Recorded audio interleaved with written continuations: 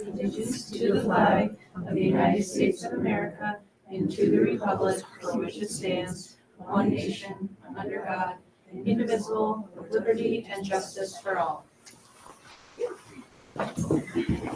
Hey, before we start our public hearing, we do need to select the board chair for the evening, so for the evening for the year. So I'll take nominations at this time. I nominate Kendra Collins.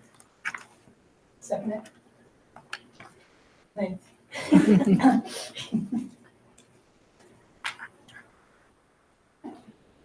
All right, other nominations? I nominate Kim Conley.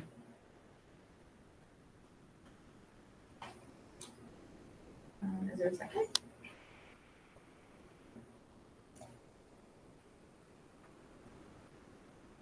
All right, we'll take action on the first motion. All those in favor for Kendra to be chair? I suppose.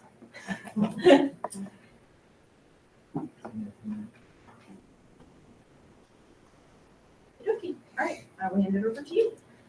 Okay. I'm going to open the public hearing for withdrawing funds from the school building repair expendable trust fund. Is there anything you wanna No, share or? we posted the amounts for each project in the paper. The amount is $88,774, and the purpose is the demo of the old boiler venting system and installing the new system from the first problem that we had. The freezer coil replacement and repair, and the smoke detector service, as well as the roof exhaust fan replacement. And Chris is here. If anyone has questions or you want him to speak to any of these items during your public hearing, he's happy to do that.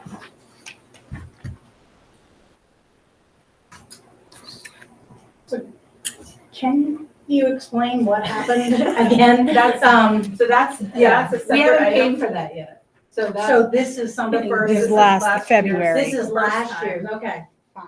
we will sorry, get a I was- boiler update Yes. Okay, shortly. I'm still learning. No, this is It's fine. So this is from the repair for the boiler last year, in addition to all these other things. Okay. So this is money owed?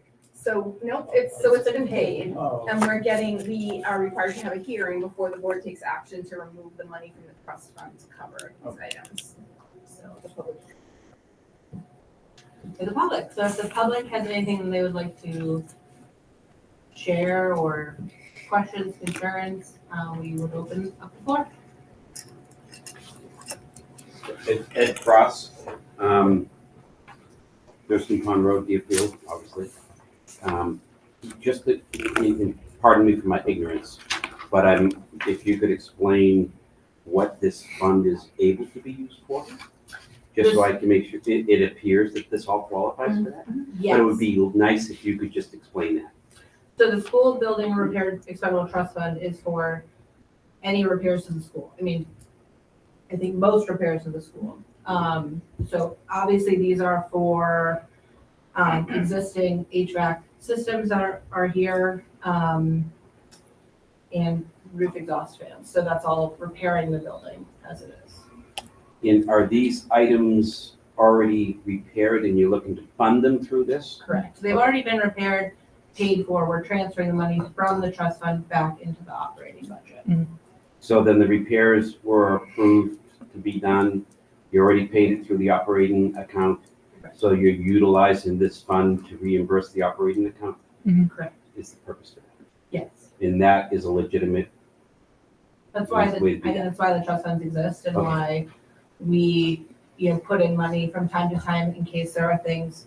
Some of these things we did know we were going to do, so like the exhaust fan replacement, that was a planned project that we wanted to do. The boiler from last year, obviously not a planned project. So the trust fund can be used for any repairs, whether it's unplanned or planned. thank you for explaining that, I appreciate it.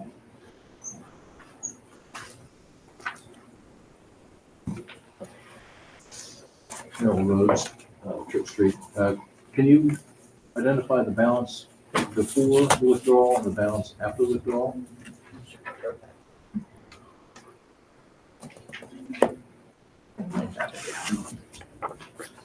If anyone, oh, I did jot it down. Yes, please. 386,292.88. And that's before. So you'll be just around the $300,000 mark, just under when it's. That was or was not replenished at the, it was There replenished, was 250,000 added, yeah, due to voting. right, so Yes. that's for big projects and small.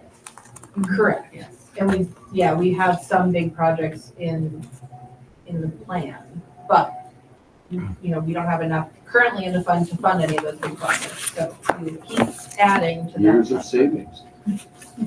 Can't wait. Yeah, And I was delighted to see that you have restarted using the town website for your announcements. public comments. Well, You but can share public comments. Oh, for this notice. Well, this notice, yeah. Yeah, you're But welcome. I'll come back and say it again, for public comments if you like. I would also encourage you to use your local newspaper for things like this. Ah, When you said about money being put into it, that's only if there's a surplus. correct? It wasn't through. Yes, if there is a fund balance at the end of the year. Right, so that 250 Right. is only if Correct. it had We end the money year to with move it. it. Correct. And so what part of it was planned in the budget before?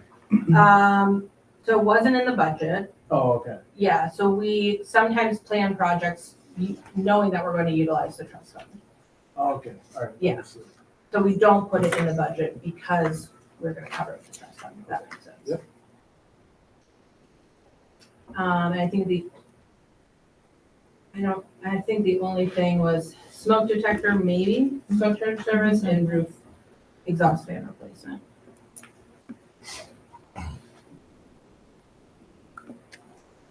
Any other public comments on the public hearing? Okay, seeing that, do I need a motion to close? Yes. Okay, I'll make a motion to close the public hearing at 6:07. Can I ask one more? Oh, question? yes.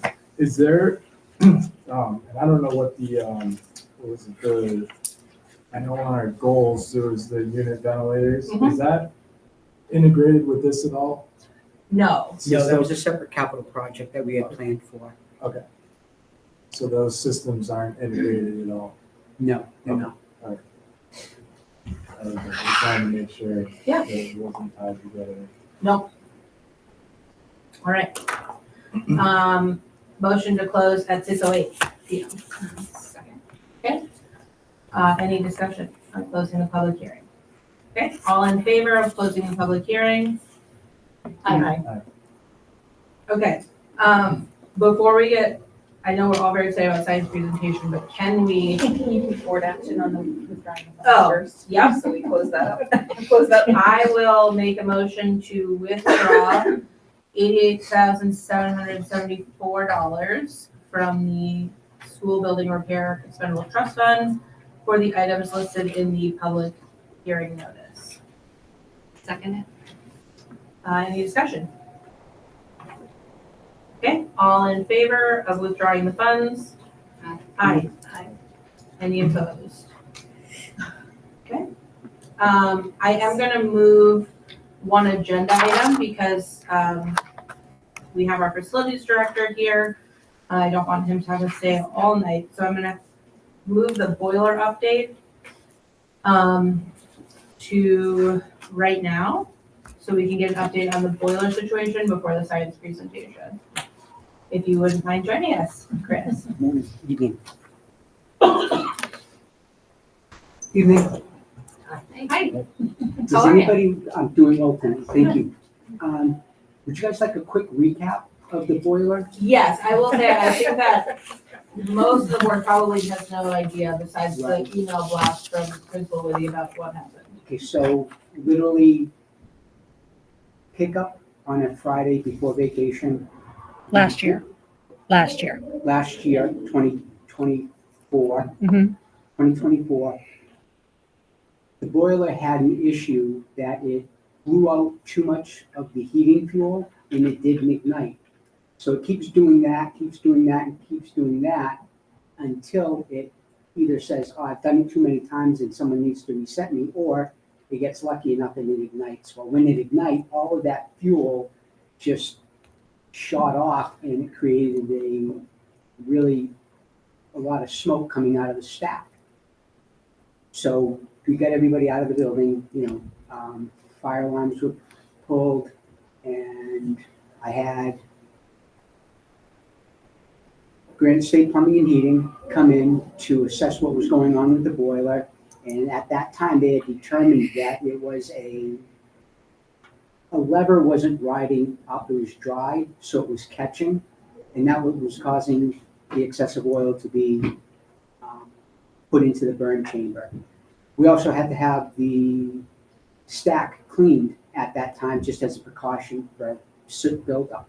So upon cleaning it, the company that we had inspected found a deterioration in the line, and at that time it was deemed possible that carbon monoxide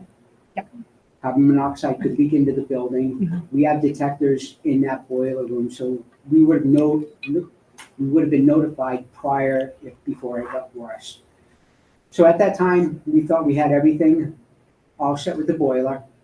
We replaced the entire stack over this summer. Been operating fine all winter long, except for 1 week after we get back from vacation on drop off, that it decides to throw out too much heating oil and it ignites. And once again, we get the huge plume of smoke, causing us to have to pull the fire alarm. The fire department is called in again and school is canceled. The alarm actually went off by itself. So the fire alarm system did what it was supposed to. Immediately called Granite State Plumbing and Heating. They came in. They asked me why the barometric damper isn't connected. The way I found it when I got here, I assumed someone knew that it was the right thing to do. Well, apparently not. Because what's happening is that just on the right day in February, we get some type of a draft that'll actually suck the flame out and allow for that heating oil to keep being put into the burn chamber, and then it finally ignites. So we have signed a quote from Granite State Plumbing to come in and install barometric dampers. So that's all been ordered, and we're just waiting for that to be installed, and that should take care of our problem. We should never see this issue again. We had to also shut down the heat on a freezing cold, March day. And so that's one of the reasons why the fire department instructed us that we have to send kids home, because we would have no heat for the remainder of the day.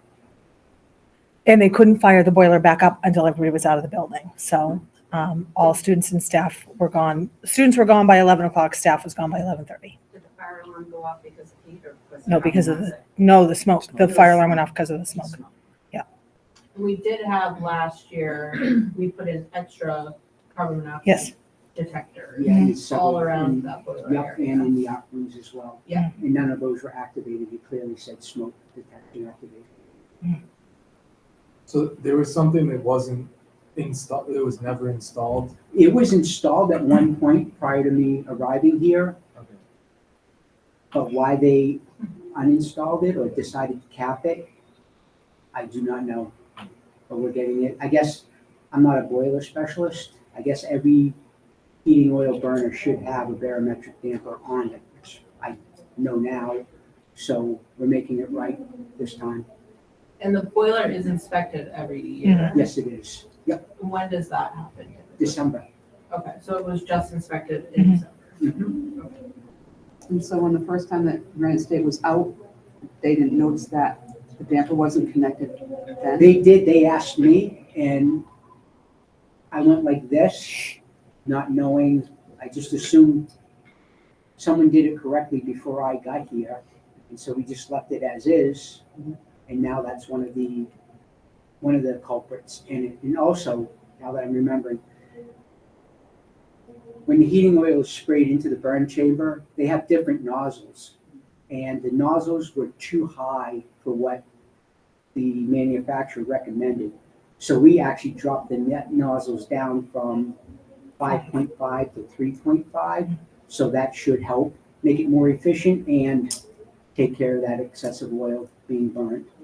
So between that and the barometric damper, we should be good. So are they the ones continuing to service it? Yes, they are. Okay. So once it's fixed, we can kind of, make sure that that everything's up to snuff before, they walk away. Kind of thing, because it's something that, really, last year they should have told you, you're not the expert, they are. Yep. They should have said, oh no, this has to get done. Yep.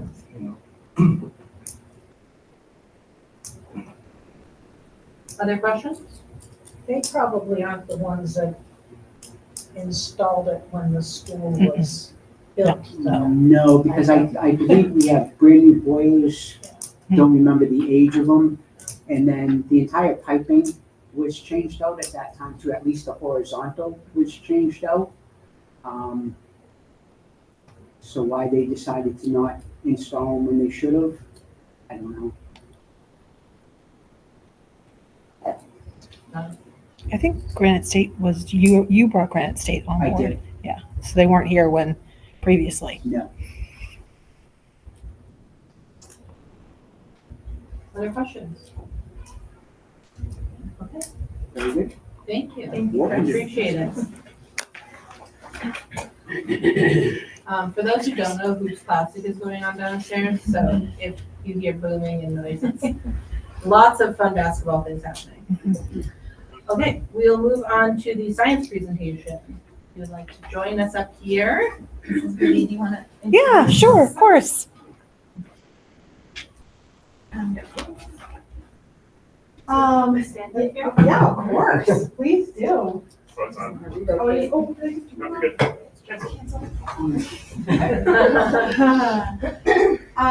All right, the school board has requested a presentation of science at Deerfield Community School. The science committee, curriculum committee has got together over the course of the last couple of months, I guess. The last 2 or so months, we started to work on a presentation. Nicole Serto is our 7th grade science teacher. This is her 3rd year here. She just got recertified. She's an experienced educator now. And Jake Houlihan will be an experienced educator this year as well. Yeah, get recertified. Getting recertified. They're both, Jake Houlihan has been with us for 4 years. Great. Is this 3 years as Same well? as Nicole, yep. Oh, we did that the same, we had to do that. I had the option of picking 7th or 8th grade. I think I lucked out. So Jake Houlihan is our 8th grade science teacher. So I welcome them. The committee has put together a great presentation, and Nicole and Jake, we really appreciate you both being here to do the presentation. I am here if you need me. I will step aside and turn the show over to you. Okay, well, I think you covered introduction for us, so let's hop right into it. Okay, maybe it's not gonna work like that. All right, so our agenda for tonight is to talk about the New Hampshire SAS data that we've been looking at over the past couple of months. Overview of SAS prep and strategies. So both 5th and 8th grade take the science SAS test, so we're gonna look at how they prepare for that. New data tracking system that we're testing out this year, hoping to get school-wide next year. What digital resources we use, what science looks like at DCS, action steps for professional development going forward, and updating competencies for next year when our curriculum will be reviewed. All right, so I believe it's Amy Parkinson at the SAU has put together SAS data for all the schools in SAU 53. We can take a look, it's already open, at Deerfield specific SAS data. So I think this website is posted and available to anybody in town. We're gonna skip through. So science is only down here because it's only done in 5th and 8th grade. And these are the SAS scores over the last, from 2017 to 2024. We have SAS upcoming in May this year. And obviously, 2019, 2020, we all know what's happening in the world. So obviously, science SAS isn't the greatest. We'll talk more about some of that in a second, scores wise, and the fact that it's only done every 3 years. But this is available for viewing. So we're focusing on like the 5th and 8th grade performance metrics. Just to show all of you, I don't know if it's gonna want to cooperate for us. Just so you have an idea of what our students are looking at when they log on to take the SAS. The New Hampshire SAS is done at 5th, for science specifically, is done at 5th, 8th, and 11th grade. Sure, go ahead. So, yeah, it's like sign in and then select a grade. Go to 8th grade. Yeah, just click sign in, you should be all set. They do take math, reading, and writing every other year. We need because the first question is what I want to show. And then scroll. We're all at the bottom. Yep. You actually at home can go on and look at any of the stuff and just press select and play this. The sound should be off. I think there's a box to check. You scroll a little bit. I could play video and sound. This is what our students go through every time they have to log into SAS. Yeah, actually I can tap on the side of the board. You can test. All right, so now take a picture of this on a small Chromebook screen if it wants to cooperate, which it has not sort of been wanting to do. Maybe not. Yeah, I don't know. It's been hit or miss. Guess we should have taken screenshots. Yeah, so what they get is on the left side of their screen, they get a column which is content, information, graphs, information pre-given to them by the SAS test. On the right-hand side is where they get their questions. And it's not just like one question written out. It is usually a scroll bar of questions based on the content that's given to them.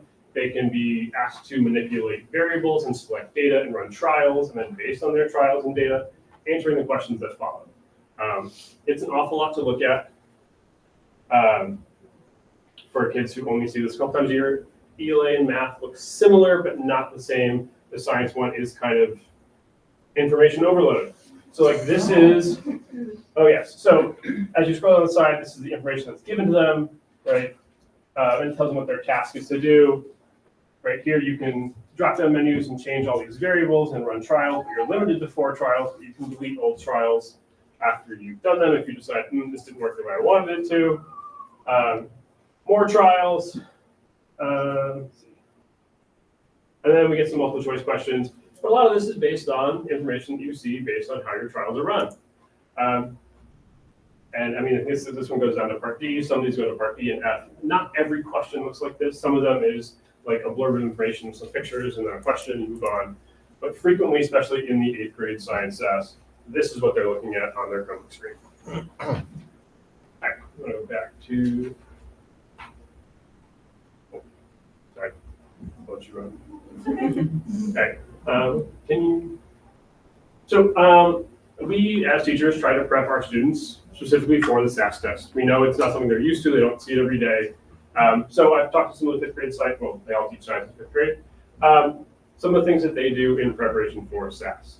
They do the Starbase program, which they started last year, which is essentially like a field trip that they go over the course of 3 or 4 days. And they spend a number of hours there doing, it's really the Department of Defense, which is really cool.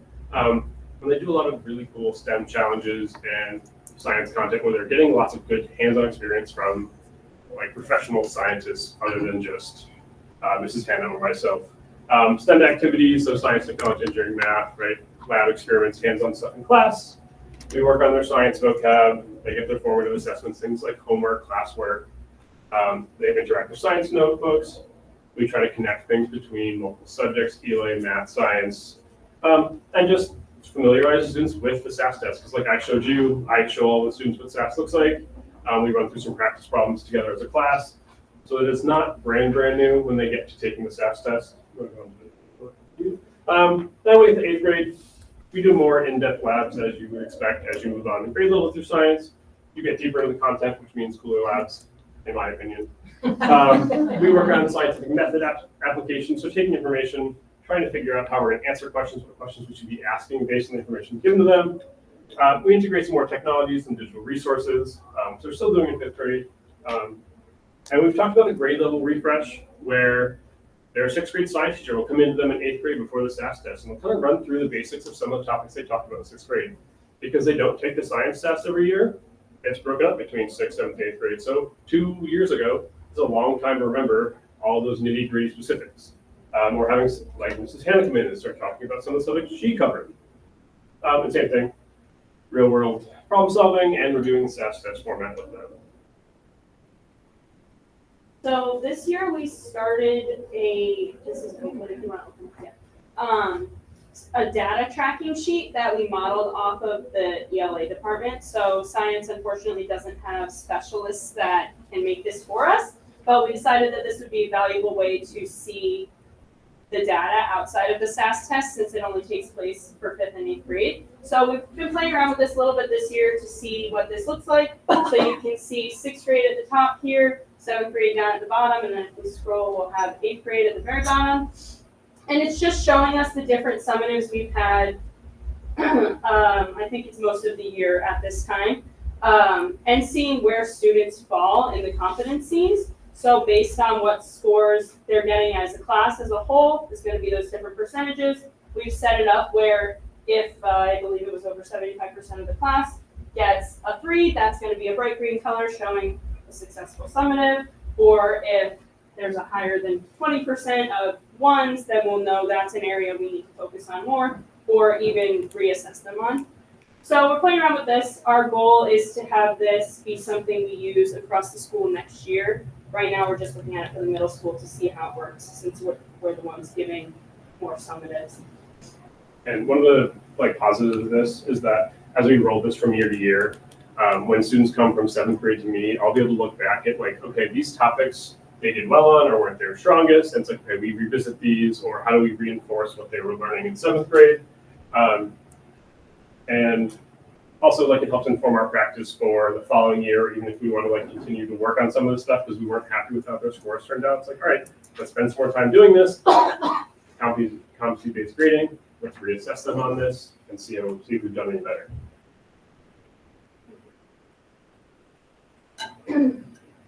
So using this spreadsheet gives us more data beyond the SAS. We have our day-to-day data that we're looking at constantly, but this is a place to put all our summative data so that we can look at it year to year and compare it. We're also looking at comparing the 3 dimensions of NGSS to look at different data points, including disciplinary core ideas, which are the actual content areas, what our current competencies are based on, science inquiry practices, so that's the actual hands-on exploration labs, activities that happen in our classrooms every day, and cross-cutting concepts, which are those real-world connections. And these are just the standards that we are using by grade level, so kindergarten, 1st grade, 2nd grade. And there's a lot of overlap between the grades, right? Because they build on the content year after year. A lot of earth science, space science, life science. This is all just right from NGSS's website. Next one. This is what middle school looks like. So middle school is different in the fact that it's not broken up by specific grade level.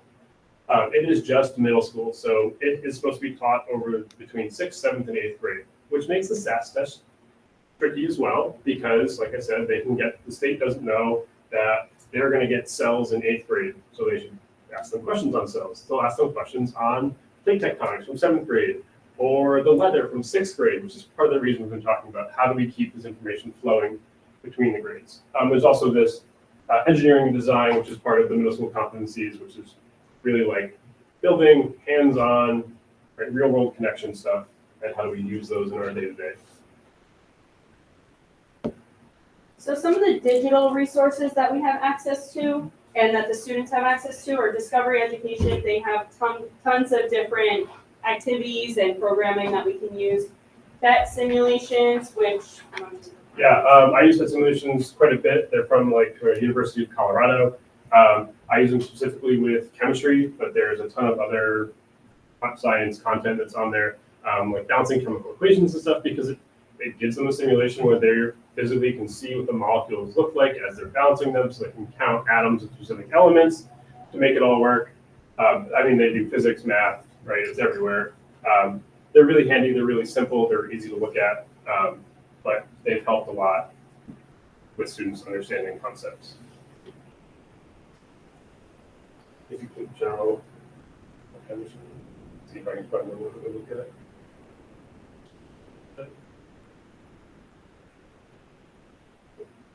work very well. Sorry. Building molecule. Yeah, That's my favorite. it works really well, especially with chemistry, which is such an abstract concept where students are constantly trying to like visualize something. It gives them a nice, easy visualization. We also do one where we're talking about our different states of matter, and you can increase temperature and pressure and watch what happens to different elements as they turn from solids to liquids to gases, what's happening with the molecules.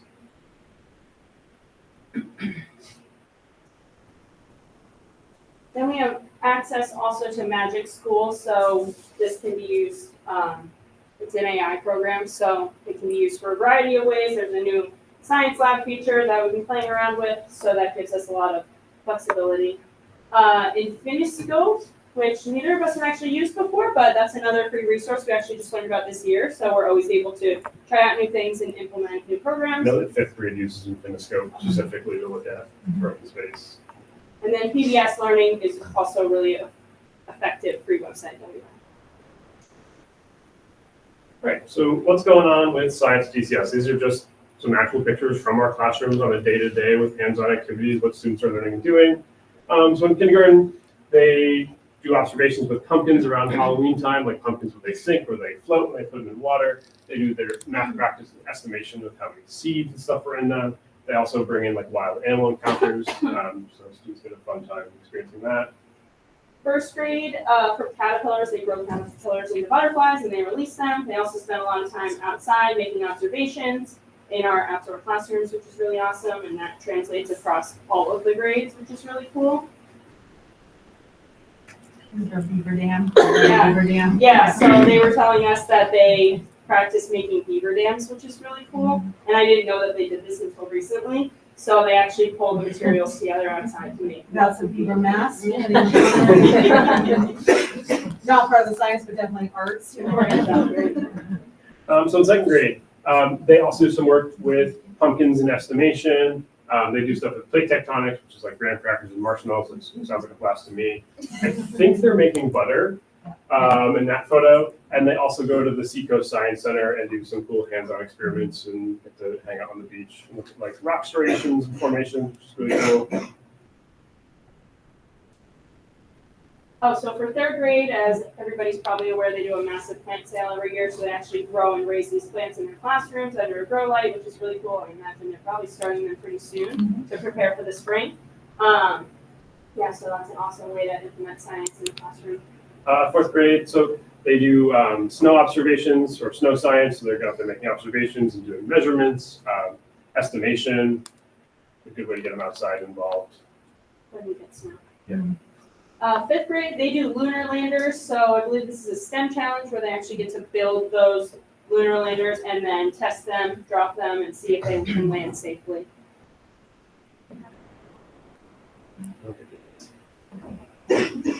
This spring, we got to host an eclipse watching party.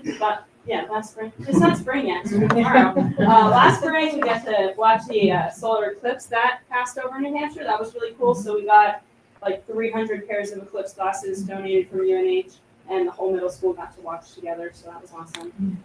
Is that for school families game? Yeah. You guys did a nice job of that. In sixth grade, this is an example of one of their like hands-on. So they do the Save the Penguins, so it's all about like temperature modulation and heat regulation for penguins and like the climate, which is really fun. And they like have like a heat lamp on a box and they kind of take temperature readings to see how well they can affect temperatures in penguin environments. Seventh grade this year, we spent a lot of time outside in the fall, especially having this lovely pond on our property. So we got to go in the pond a bit. We sampled macroinvertebrates, which was really cool. So it's like tiny bugs that they dig up out of the muck in the water. In this picture here, they're looking at lichens on trees. That was a new lab I tested out this year. That was really cool because they're all around us and nobody knows what they are. So that was really fun. And then in these pictures on the top here, we made some interactive food webs. So each student was acting as a specific organism and seeing how many connections they could make with a ball of yarn across their group. We do a pumpkin stand STEM challenge every year where they try to build the tallest, strongest stand that can actually hold a pumpkin for the least amount of cost. And then this year we also got to do debates in actually a wind block that was mixed with the ELA teacher as well. getting to debate really common science topics that are commonly debated in society today. So that was really cool, letting them have a stance on that. And then 8th grade, we also spent a lot of time outside in the fall, and we're trying to plan something for the spring. We took water samples and looked like the pH of the water, the temperature, we looked at like ammonia and nitrate levels. We did the same thing with soil. We've been recently doing cells with our microscopes, and I have some images of things we've taken to the microscopes where I play a guessing game with students. If anyone wants to guess if they're looking at it here, feel free. So we've got broccoli, we've got a crayon, and a piece of popcorn. And then at the beginning of the year, we did a unit on climate change, and they did whole grade presentations where they had come up with a product that is supposed to mitigate in some way climate change or help our environment. And then we're getting there. Frog dissections is a classic middle school science experiment. It is so much fun. The kids love it. Sorry if you're squeamish. So this was a female frog. You can actually see all of her eggs, which we had pretty common. We found like a vole or a mouse skull in one of the stomachs of the frog, along with some crickets. It's a blast. I enjoy it. I have kids crying and laughing at the same time. I don't know what's happening. Chemistry labs, which we just kind of finished up. The kids get to do a variety of different chemical reactions to determine whether or not a chemical reaction has happened based on the results. And they get to build models of molecules based on gummy bears and toothpicks, which they love to get to eat at the end. Let's see. So looking to the future, where we're planning to go on the science committee, we're looking at doing some summer PD work to prepare for our renewal of our curriculum next year. We're planning to make some changes to our curriculum and our competencies that we actually assess the kids on. So we want to look at that more in depth to make sure we're ready for next year.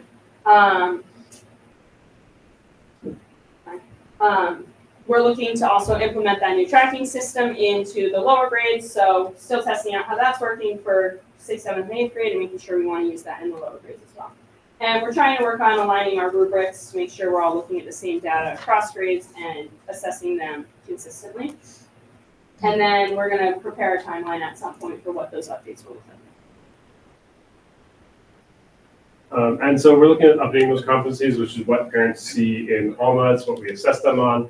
So we're keeping like right now they get assessed on life sciences, physical science, earth and space science, design and engineering. I think that covers all of them. But that's not all of science. So much of science and like what they're seeing on the SAS is how do you take information, apply it, manipulate it, and get results, answer questions. So we really want to kind of evaluate them throughout the year on this. And this is one of those things we're going to try to build into that tracker. So as kids come up from 6th, 7th grade, it's like, all right, they do really well asking questions and defining problems, but they're not so great at planning and carrying out investigations. So we're going to focus on this year. We won't be this many things. We're going to kind of meld some of these into a much simpler form. So it'll probably look at like 4 or so out of all of them. Like analyzing, interpreting data, and using mathematics and computational thinking. Like those are going to get lumped together. But that's part of our plan for the summer PD work is to kind of figure out what's the most important, how do we word this appropriately and get it approved to be in our curriculum and for use next year with our classrooms. I think that is it. So thank you for listening to us ramble on about our favorite topic. Thank you. Yeah. Absolutely. Great job, thank you. Lots of great things. I love to see people outside and all of the great work. Does anyone have questions or? I have a few. The grade level refresh, when did you start doing that? That's a wonderful idea. It's not something that we've implemented yet. We've been talking about SAS data and looking at all of this stuff and talking, like they don't, Nicole and Kira, which is the 6th grade science teacher, they don't ever see the science SAS test because they don't administer it. So I showed the science curriculum committee, I pulled it up on the board where I just showed all of you, and they went, wow, this is a lot. And I was like, these kids haven't seen it. So we started talking about how do we get these kids to continue, and that was kind of one of the ideas we came up with, which I think is a great idea. Yeah, I think they'd love having Mrs. Hannah and Mrs. Beasley come back in and teach them for a day. I'm so sorry, I don't remember, when is the SAS state test? Is it in the spring or It's is it in May. Okay, that's good, so we should have the whole 8th grade to do that. Yeah. And I was wondering, I love that you put all the competencies in to look at the units and see how they do the competencies. And maybe that's probably fairly new, right? Yeah. Because I was just thinking, you might want to also think about, some you're doing great, they're fantastic, and some they're not doing so well. So maybe the idea too is also to look at the way it's being taught, like other methods of bringing that competency in. Like, I just remember, when I was trying to teach kids density. Oh my God, I did everything. Like, you can't imagine. I'm so hands-on doing this. They didn't get it. They didn't get it. And then I found this lesson plan from the Science Teachers Association. It was the little guys, G.I. Joe guys, and you make a little light vest and you do it, and they still have to do hands. Totally got the concept. So sometimes it's just the unit that you're using that they don't get the concept. So it's just. Yeah, I changed up how I taught chemistry this year, because last year I did a lot of stuff. We get to balancing chemical equations, which is like every eighth grader's least favorite unit that we get to. But we started the unit this year with these little snap-on blocks that click together. They were actually in the second grade photos, but it allowed them to see how many molecules and physically build them and manipulate them. Yeah, and it really helped a lot of them have these little snap cubes where they can just even just be like, all right, I've got 3 of this color and 4 of this color, and this represents hydrogen, and this is oxygen, and to kind of figure it all out and be like, all right, we need the same number to start, that I do at the end. But we did better this year, definitely than last year, which I don't have last year's data in the tracker, but. I have 2 other comments. That was great. I love that idea. Are you doing any mentoring with K through 5? Because a lot of times teachers come in and science, they are like totally. We've talked about it a little bit, and it's one of those things that like we talk about, and then we get to the end of the year, and then we roll into next year, and oh, we should have done this. Because like I have, as 8th grade, I have the only official like science lab in the building with sinks and the tables. Kira, or Mrs. We'll Giza, have the tables. tables with the sinks and the space. Yeah. And I've tried to figure out a way of offering up that space to have grades come in, like during my free blocks and do science and stuff, because we've talked about like wanting to get them more hands-on with some of their science and out of their classrooms. Yeah, and I mean, and they can do hands-on in the classroom. They don't have to have sinks and all that stuff. They can do it. It's just a matter of understanding it. And I know, like, I mean, I used to teach a course at UNH, which was for elementary science teachers, and they came to me not knowing any science, and they would do lesson plans that had huge misconceptions in them, even though they're supposed to do the research. So I'm just saying, sometimes that mentoring is something that will really help. And then my last comment is, hey, I think 3rd grade needs to grow pumpkins. Sounds like we use pumpkins a lot. Well, in 7th grade, you went into pumpkins last year because you had all the pumpkins that were carved outside, and they kind of rotted, and the seeds sat there, and then we started to get pumpkin sprouts. Yeah, it's just that you used them in 3 different grades. So Yeah.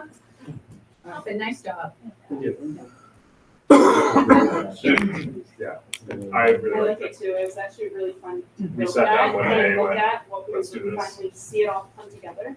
Yeah, but to Ellen's point, like if you saw 2 years in a row of the same topic, then that's a no-brainer. Maybe Right, the needs way to you're be shuffled teaching it around is- a little bit, yeah. I'm curious, and you probably don't have the answer, but I'm curious if the elementary grades, especially K through 4, feel they have enough time to I do incorporate know the answer to science. that. The answer is no. Because, I mean, when I taught here, and I was one of the teachers that came in thinking, how do I teach science? I don't have a clue, and then ended up loving teaching science. When I first started, we basically had time almost every day that I could incorporate science. I also incorporated it into my literacy, I incorporated it into everything. As time went on, I felt that time was being taken away from me, not for not important things, but for other subject areas. So like WIN and other things. You're being so different. I am, that's my personality, I'm sorry. I wonder, now granted, what they learn in kindergarten is gonna probably be long forgotten before they have to take the test in 8th grade. Yeah, Right, there don't have to be much in Right. 1st or 4th. But the investigation part is the huge part you can work on with the younger kids. So I guess as you're going through your redoing of curriculum, trying to help find time that they can actually be teaching science. We went to science camp. We went to summer science camp, 5 summers? Yeah, we A had whole a, group we had of a us. teacher from every grade level go. And, yeah, and other After 3 years schools, in a row. yeah, and other schools were like, you can teach science every day, And, because at the time we could, they were lucky if they got it once a week. And I feel that there are ways to incorporate it. And I hope that you can do that for the elementary schools, because I think in the long run, it can help you, because if they get the investigation skills down when they're young, that will be a good thing. I agree. Cool. Is there anything that you guys need support from the board for when you're looking at, when you're thinking about improving your curriculum or changing things? If there are, and you don't need to answer right now, Yeah. but you can always feel free to reach out to Lydia, or if the board can help in some way, we'd love to hear. Okay. Awesome. Thank you so much. Thank you.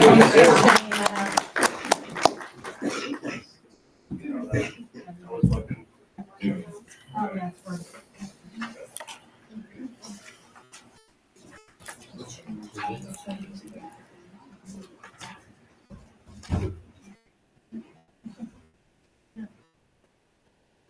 All right, we will move on to minutes. There is an error on the agenda. We don't approve the February 8th deliberative minutes, so we're striking that from the agenda.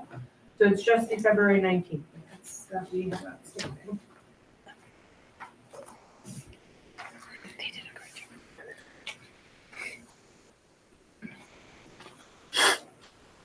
Is there anyone want to make a motion Make the motion for to approve the minutes? Right. Second. Excellent. Any discussion? I see, I think maybe a not finished word under 11 informational items. Ellen O'Donnell would like to have a discuss. And use it maybe for modulars and a discussion maybe. You can make that change. Anything else? All right, all in favor of approving the February 19th minutes with that typo? Say aye. Aye. Aye. Okay, finally, public comments.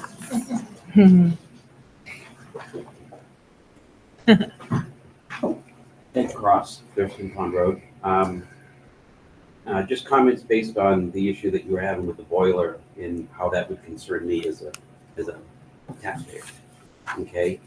A barometric damper is nothing more than a vent with a pin through it, and it's got a flap on it.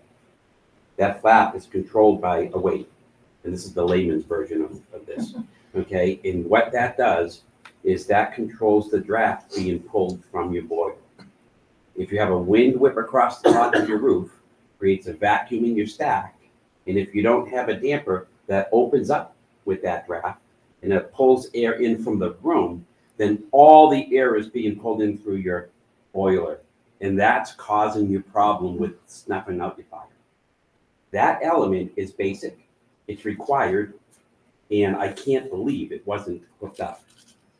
Okay, so as a business owner renting retail space, I have the responsibility of maintaining my HVAC system. Okay, and as the maintenance on that, I have to hire a company because that's not my expertise. And I hire a company and I contract with them and I pay them to do their inspections and the maintenance. If that company doesn't maintain that unit the way that it needs to be maintained, and that unit blows up, now I have to spend $30,000 or $40,000 because my responsibility is to maintain that unit. And so if my contractor isn't doing his job, I fire him and I find a new one who does. Because that element is so basic, it's code, it's so basic, for them to look past it, or even worse, they recognize that it wasn't connected and they still didn't do anything about it, they would be gone. And I would be finding somebody who's much more capable. That's my comment. Thank you so much.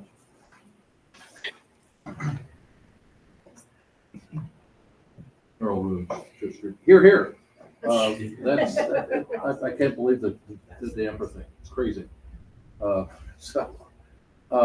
But I was asked to come back and thank you again for including the town in your notices.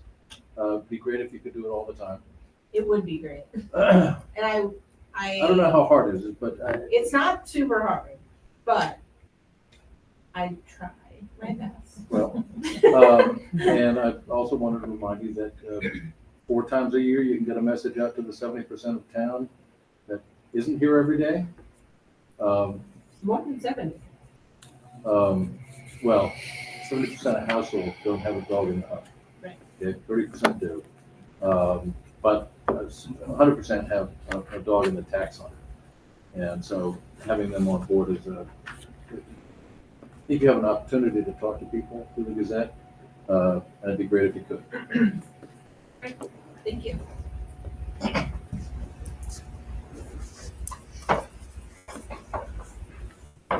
Good morning, North Road. So first off, I'd like to welcome our new board member.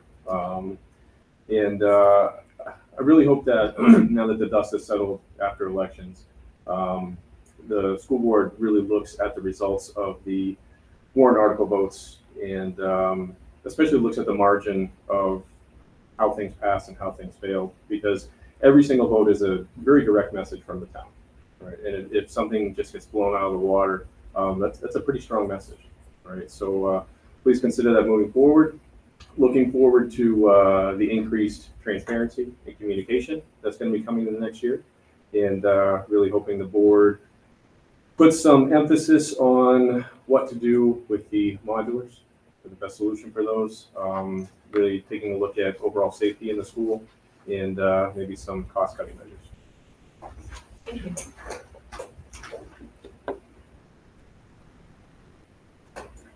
Kenzie Javits. I need to, first of all, welcome the gentleman who fixed my barnstone walls and it didn't fall on the neighborhood kids. I don't know if you remember. On I 40 do. Old It's beautiful Center Road. stone, yeah. Yeah, it was a tough one. I appreciated it. And you dealt with my daughter and with Sam, so that was a good thing. Second, I would like to, and welcome Thank you. to the school board. I'd like to apologize to Nate Oxnard and to you as members. I thought I'd have one more chance to say goodbye to him, and I didn't. So if you could just bear with me as I read to you a letter that I have sent to him that I wanted to read in the presence of the board when he was here. I'd like to take a moment to thank Nate Oxnard for the time spent on the Deerfield Community School Board. It was a privilege to be the recording secretary for approximately 6 of the 9 years that Nate served. As recording secretary, I could always count on him reviewing my minutes, Trish, and correcting them. He always read the proposed policies and the changes that he thought should be presented. I'm sure you're not going to forget those times, Patty. As a taxpayer, I appreciated Nate's perspective, and there were many times I saw him wanting to return money to taxpayers, while other members were looking at many needs of the school. When it came to finding a high school, Nate and others spent hours researching, crunching numbers, and talking with all surrounding high schools. He and the others tried to entice several schools to take our students with minimal tax impact, which I appreciated as a taxpayer. Mr. Oxnard wrote a warrant article asking for direction from the community, all taxpayers, regarding school choice. He wanted to do what the people of the town of Deerfield wanted. His hard work, his kind manner, and interest in his community and Deerfield Community School has had a positive impact on education in Deerfield, and my family personally appreciates his gift and time to our community. Thank you. Thank you.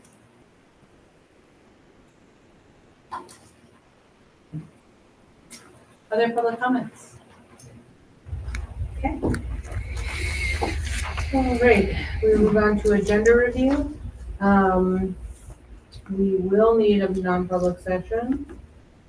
And we move to boiler updates. I think that's the only other change.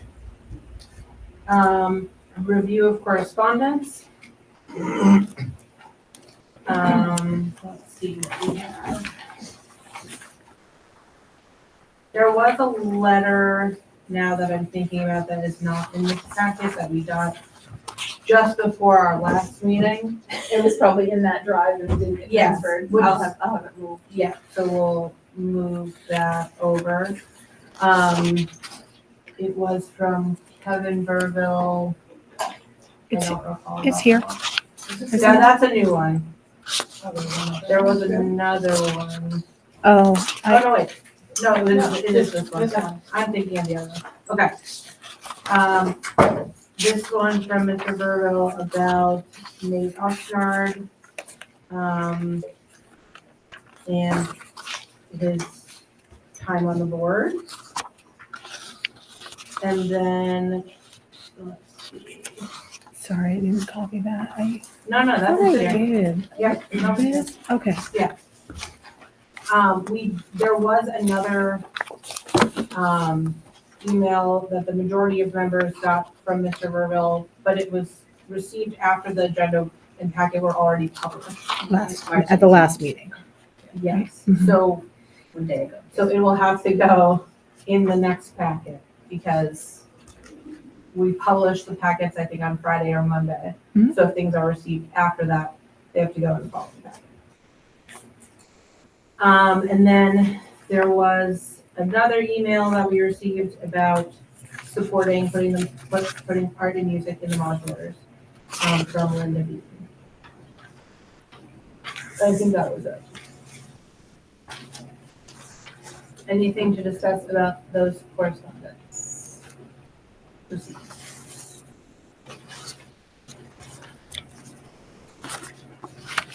No? Okay. Consent agenda. Oh, did you? So that's on the agenda, right? The modulars for the. Yes. Or the music, Yep. yes. Consent agenda, AED donation. You wanna read, Yeah. corresponding to? Yeah, sure. And I have actually a little addition because we got a little bit more information. The Roberts family, Rose Roberts, have a Rose Roberts Scholarship Fund. And they would like to use they've over the course of years offered a scholarship to a 8th grade graduating student. But at this point, I think 10 years they've been doing it. So all the remaining monies they would like to put into a scholarship fund to donate an AED, which is I don't really know what it stands for, defibrillator machine. Currently we have one and it's downstairs right as you walk in the front door. It's right there against the wall, like just to the right. We currently have one in the main lobby. Having a second one in the back of the school or even upstairs would make it accessible for outdoor sports should it ever be needed. Most schools of this size have more than one within the facilities. The Roberts family has awarded a graduating DCS student annually over the past 10 years with a scholarship in memory of Rose, who was a student in Deerfield and passed away unexpectedly the summer after her graduation of 2014. The cross-country start line is marked by a granite post with her name, a beautiful representation, a reminder of a sport that she loved. Being recipients of a second AED for our school would not only be a smart way to use the remaining money by helping others, simply thoughtful way to honor her yet again. Please consider approving the donation of this life-saving device so we have double the chances of helping others who may fall victim to the cardiac arrest. And an additional note, Zoll Plus AED package, which includes the AED, the carrying case, the adult pads, and kit batteries, will both be good for 5 years. Ready kit, wall cabinet, 3D signage sticker.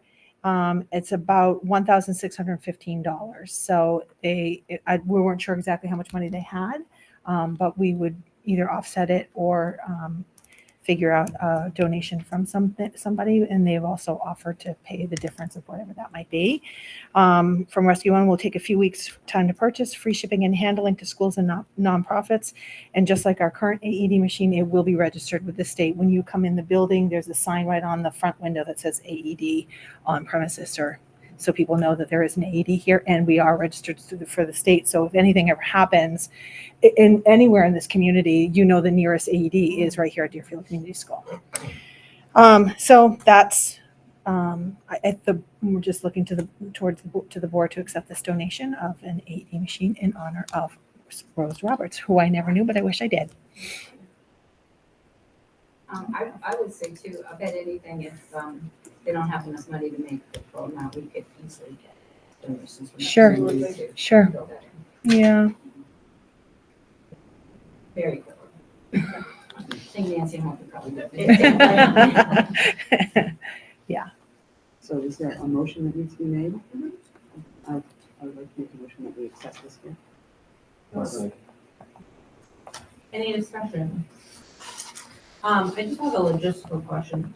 Are all staff trained on AED usage or is it particular staff?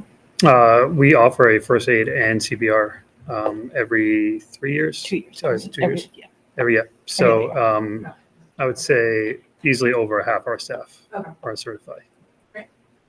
If I'm not mistaken, there is a recorded voice that as soon as you open it all up, and it gives you Mhm. instructions as well. Awesome. All in favor of approving this donation? Aye. Thanks to the Roberts family. Yeah. All right, we are on to immediate business, high school transportation. Ms. Khan, welcome back up. You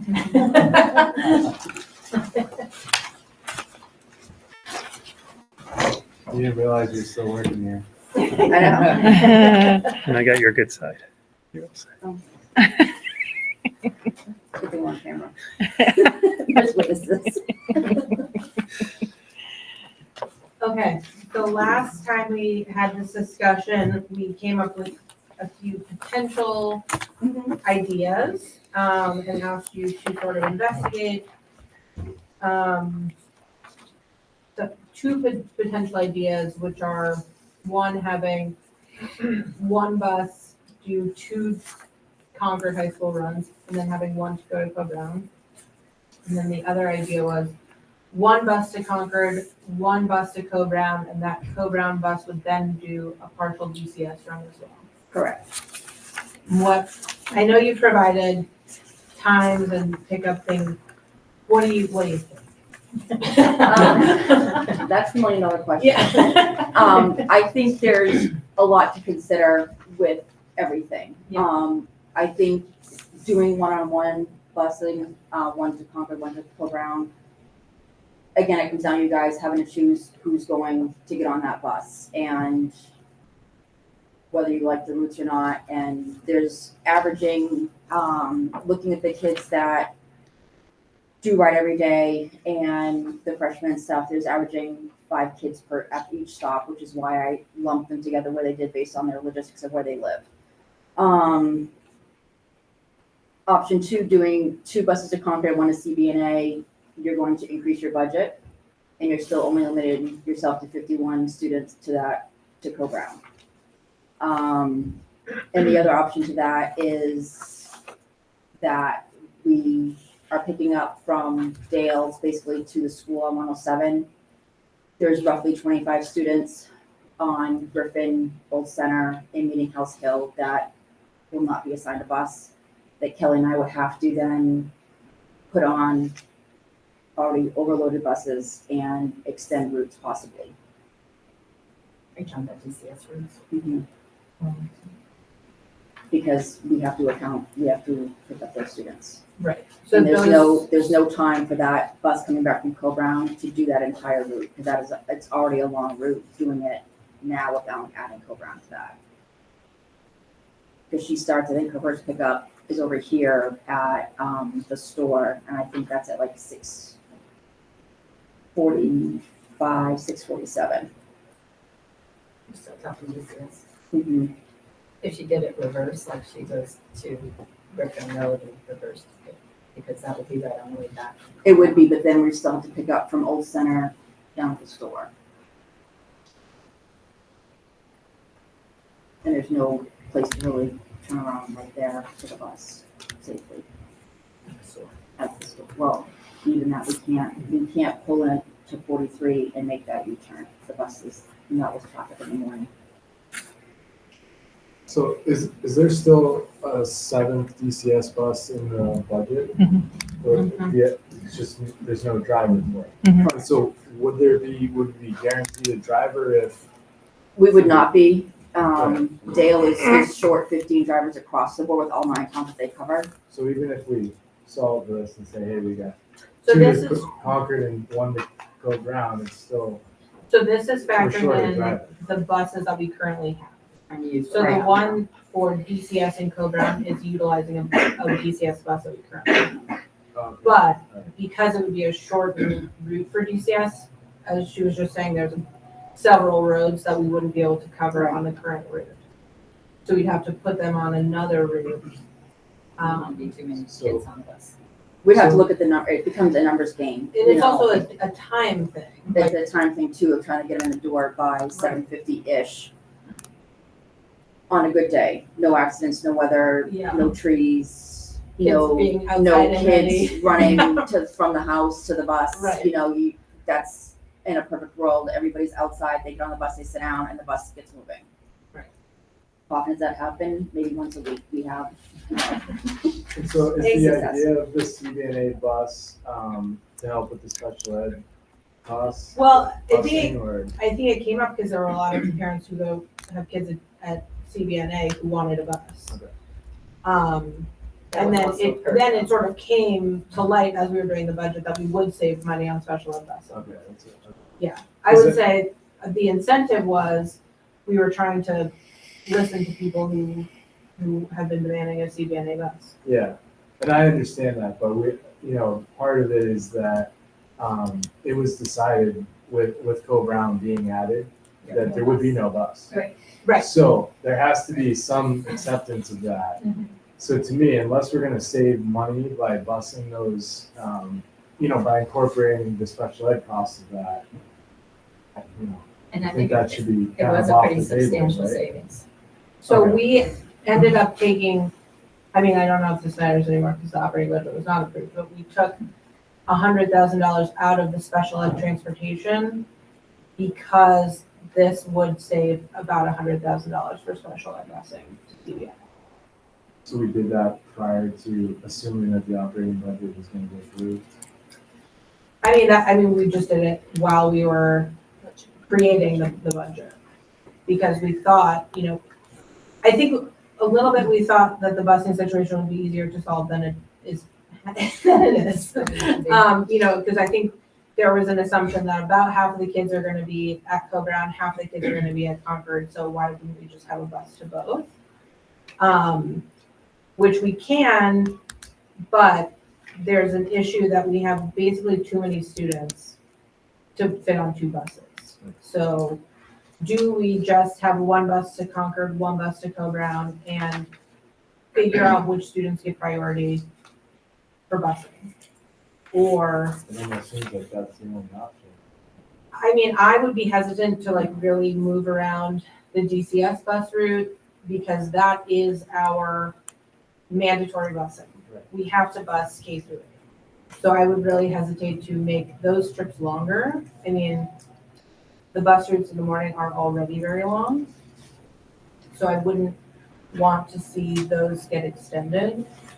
And so I think, in my opinion, the only sort of fair way to do this is one bus to Concord, one bus to Co-Brown, and then we just sort of figure out the priority order of who gets the bus pass. Yeah, I agree. I don't really see any other option because we can't, adding a third bus isn't an option, whether it's a driver or another 90 grand, Right. Yeah, and we struggled with this question because when we offered Co-Brown as an option, we did make it very obvious that there wasn't going to be busing. However, I think the idea of that was more acceptable to people than it was in practice. So then when people had to start going, we got many, many emails. I know there was a group of people trying to figure out their own transportation, their own busing. So we are trying to accommodate the choice, but there will have to be some sacrifice in terms of who gets a bus ride. Well, I just think that the only way that we make that available is if that cost savings for the special ed, as long as that Yeah. makes sense money-wise, then, And I do think it makes sense. yeah, because all the kids that are going to Co-Brown right now without a bus, they're getting there. Right. And that was kind of the big thing was community, people, carpooling, and that was what they signed up for. Yes. So, And I do think we have to make it clear that, for most kids going to Co-Brown, this will be the special ed transportation. So to the extent they're getting special or, I don't know what the current situation is of how they're getting bused, but this will be the outcome. Yeah. For most of them, they're not going to have individualized pickup at their house. I know. So I'm a little confused Yes. now with it, because I'm listening, to what you said, and you said that parents kind of knew that. I mean, even way back when it was Concord, there wasn't a bus, so there was a bus that you paid for. You paid for it, and there was only one bus and all that, so I get that piece. And again, I think as a board, we always wanted to try to provide transportation, not even for the savings part, but just because we want our high school kids to get to school. They're the ones that, if they can't get there, they don't go, and we don't want that. We want them at school. My confusion though now is when, I guess I kind of was misunderstood, a little confused with what you said, like, do you want to see us do one bus to each and kind of decide who gets to do what? Or were you thinking it's not something we need to do yet? Does that make sense? Yeah, I just don't know what the savings is with the special ed, but Right. it sounds like, you did the math already, it makes sense. Yeah. So I think, to me, that's the only option, is one to CBNA and one to Concord, and we have to establish some kind of preference. Now, the 100,000. Yes. Is, we took it out for the new budget, Yeah, but I but think the it's new still in budget didn't default. pass. And so it's not, in default though. it's still in default. Not the amount that you cut, but it doesn't impact the fact that you lost the operating budget doesn't impact The this. special ed transportation will be in the default budget and the extra bus is in the default budget. It's all there. But if we cut, yeah, So it is confusing because we cut things out of the operating budget and then it looks like the operating budget and the default are very close. But that's because the default has extra things in it, like special ed busing that we cut out of the operating budget. correct. I think if you're going, and Lisa might be able to help, I'm not sure, because she's not really in charge of the high school, but if you decide to do the Co-Brown bus and you're using it to save money for the specialized transportation that we're currently providing, it would seem that you legally have to provide the specialized transportation. So if you decided to do one-on-one, those students would be guaranteed a seat, and then you'd have to figure out how to assign the seats to fill that bus. Right. Correct. And not all students can it's an individual decision. Yes. Who requires specially designed transportation. Right. A smaller bus or a different way to get to school.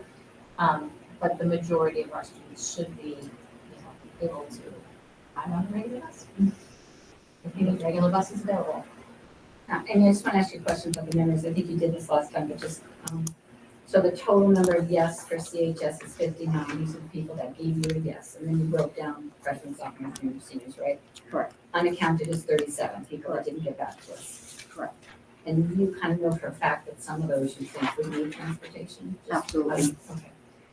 And even some of the incoming seniors, on the Concord buses, we still have a few kids that. Yeah, they have, that's the only way they. Right, and that's one thing I worry about going to one-on-one is these kids that didn't have a choice. Correct. And we're told they were gonna have guaranteed transportation, and this is their only way to get to Concord because of, financial hardships in the home. Yeah. For some families, that And the bus can hold how many for? 51. 51 for high school students. So I think the issue is, like we talked about earlier, you don't have a driver for the bus. Like the financials, we could make it work and we could redirect the transportation to specialized, but we don't have the bus.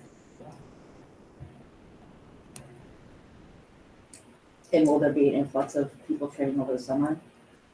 Who knows?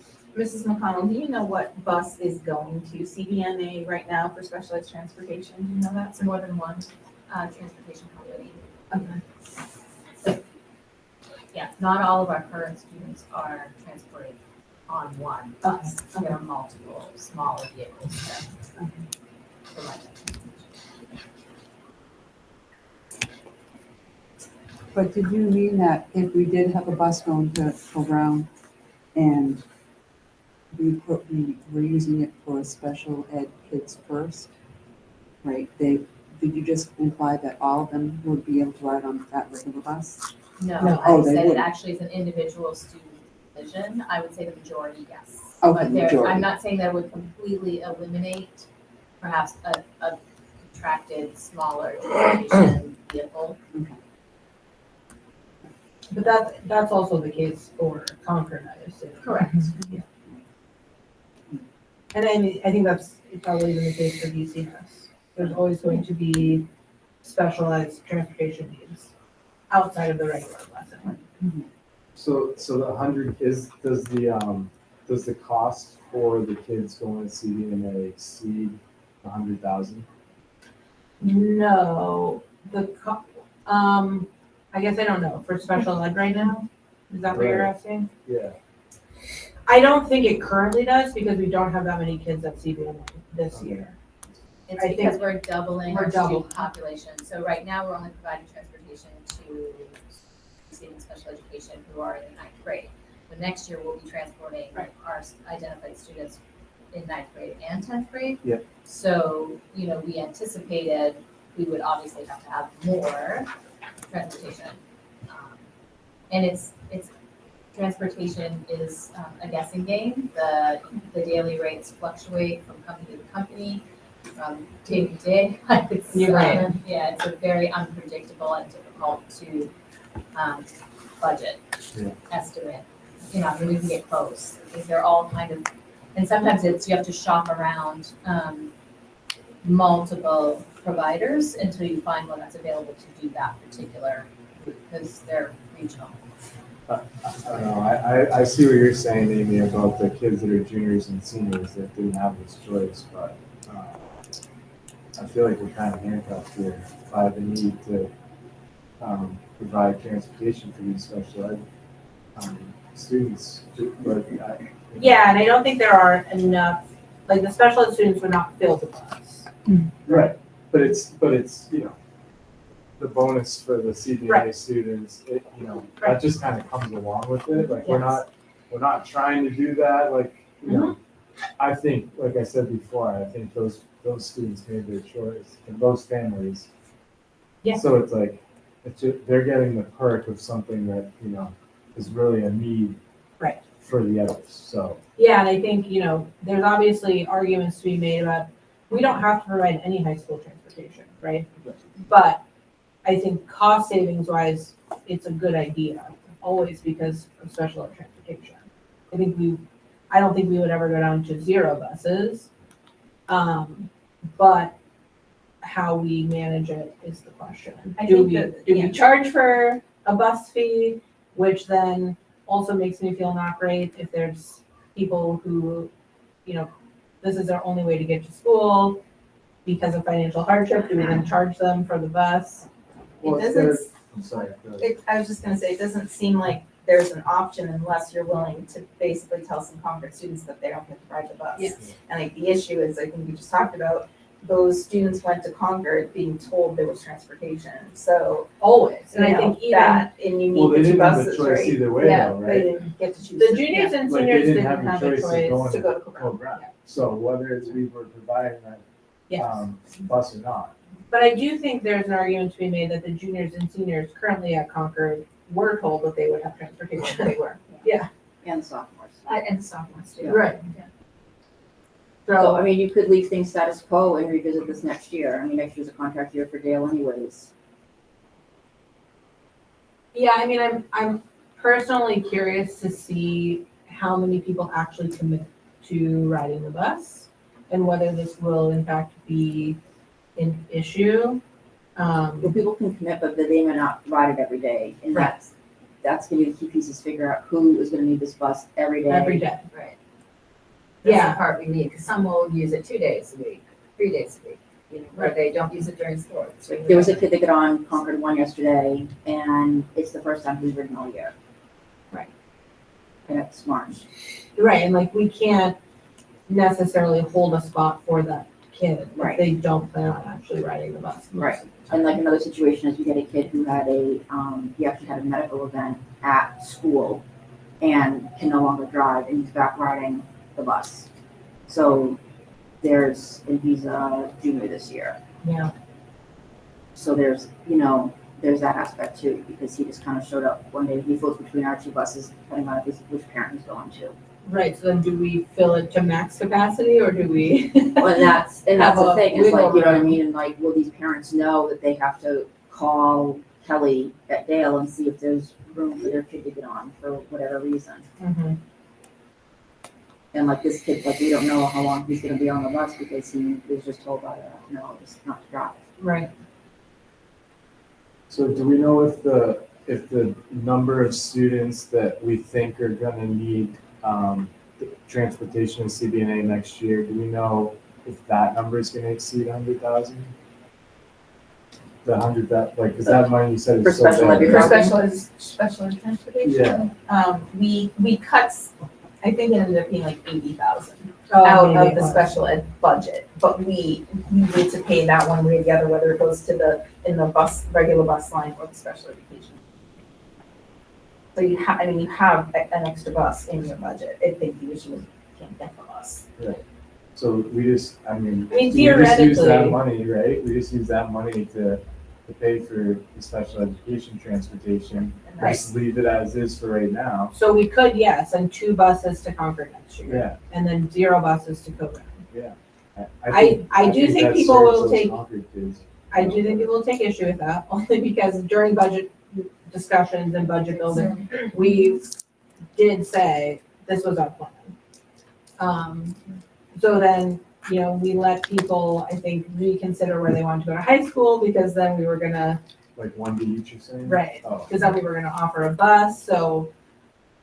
I mean, only one person changed their mind Yeah. because of the bus.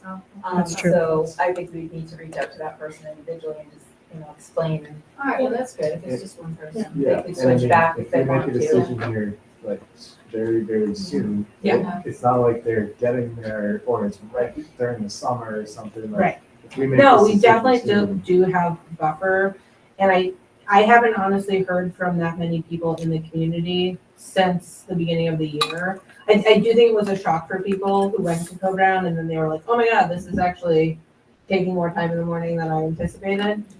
But we haven't really heard much since we started talking about this from the community. So I don't think we need to make a decision tonight.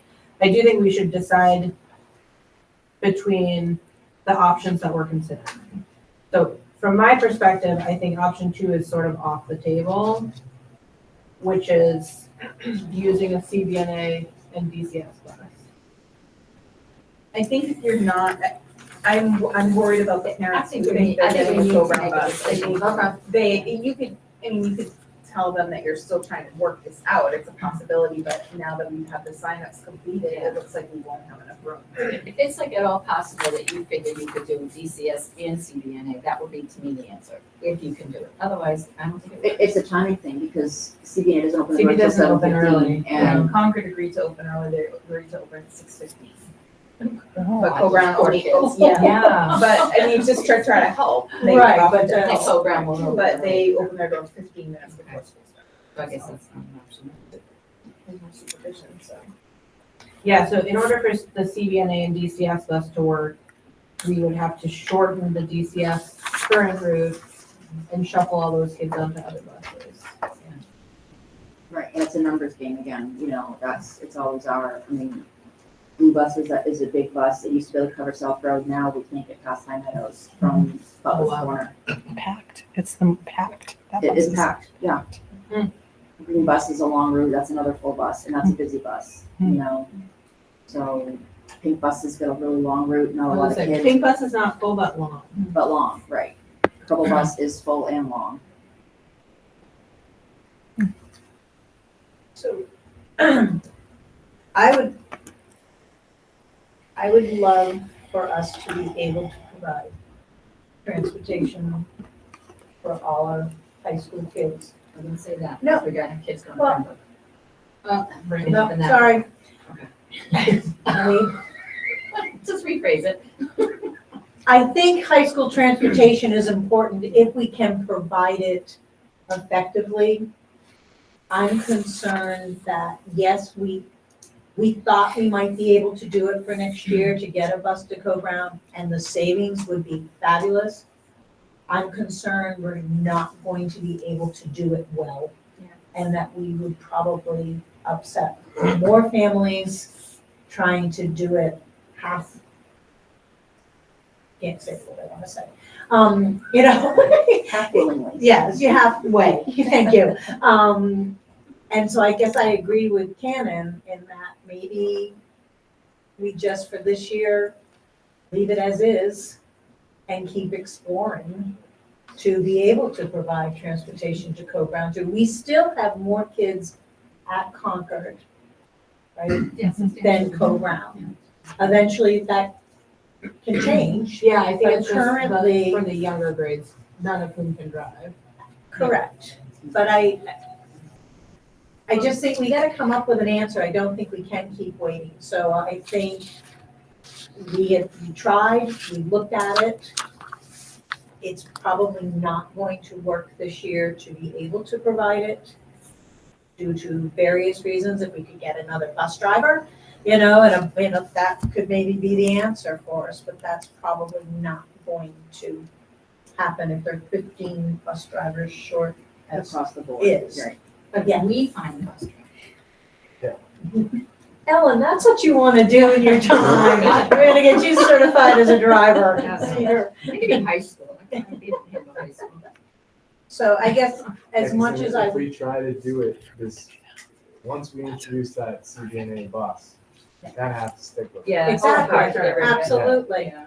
So I think we kind of work towards either phasing out one Concord bus, if that's what works with the budget, so there's only one eventually, once the families that are there are, moved on. And do one each, that's our goal, if not, get a third driver and have two to Concord and let it go down, then that makes sense.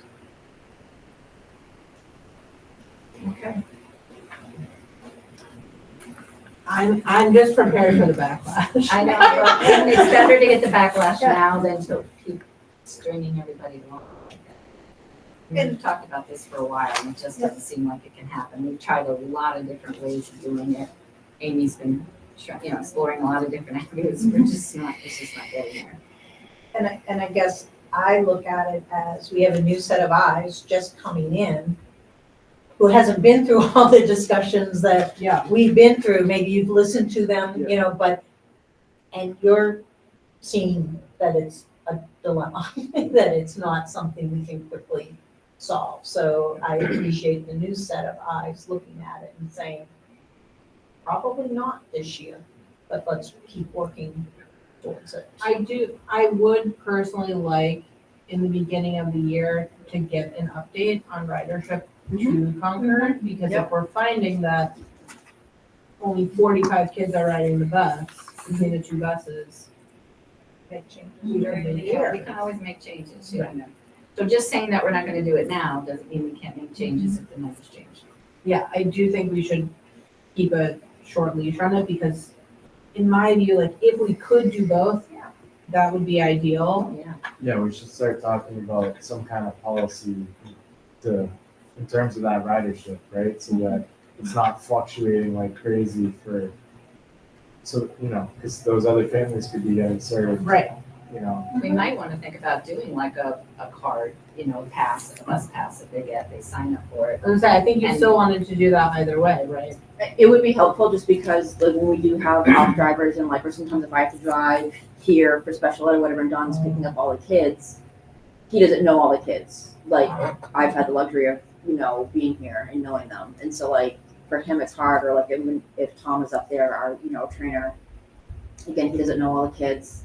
So it's hard to know. And like today, like we actually had a Concord kid just get on because she thought she was just gonna go home with her Deerfield friend. And they're like, Right. So it's hard. Yeah. So I think we need to figure out how to address that problem. Having a bus pass or whatever. And that money would help us pay for. Yeah, do we have it, people pay for it? Who's collecting the money? Well, I was gonna say, I mean, I'd be okay with like charging $10 a month for your bus pass. But obviously you would have a scholarship for kids who pay. Well, you could, I think you could give them the bus, you don't necessarily charge. You don't have to charge them, for it, you but can just have a them bus pass. have a and bus then pass, and you- whether they like get you it- said, work on a policy, and if the board decides if you don't ride the bus this many days in a row, you're gonna lose your pass. You have to be riding it to have this pass. The other thing with getting numbers right away in the fall is we have soccer, and a lot of times kids have 2 backpacks. Soccer starts in August in high school. So a lot of people, we don't see kids until like November, because maybe if the parents work in Concord, they get dropped off and they're at soccer after school, and the parents are picking them up on their way home. So we can get numbers, but just know they're not gonna be completely accurate, because we don't know how many kids, Deerfield kids, because, in Concord, freshmen have their own team, so the Deerfield freshmen that are gonna play soccer, get on the soccer team will be gone, and then the upperclassmen as well. So we can get rough numbers in the fall, but probably not being accurate till like after. I was gonna say, would it be better to analyze during the winter break? Yeah, usually, October, November is a good time, because you're kind of like between soccer and like that basketball season, with the track starting, swimming starts, gymnastics, well, outside block, skiing. Yeah. Okay. Wrestling, hockey. So, there's a lot. Got it. And if you guys want numbers, now, like, Dawn and I will run numbers for you guys, and I can email them to Patty, and she can share them, so if that's what you guys want, just let us know. The morning numbers are probably more accurate because the afternoon numbers for kids do sports. Yes. Yeah, so the morning numbers are really the ones. We can get afternoon, because again, we have those kids that are dropped off, parents on their way to work, and then if they're not in a sport or drama club, they take the bus home. Right. So we can get numbers for both. We can run up when there's a full week of school, we can run it.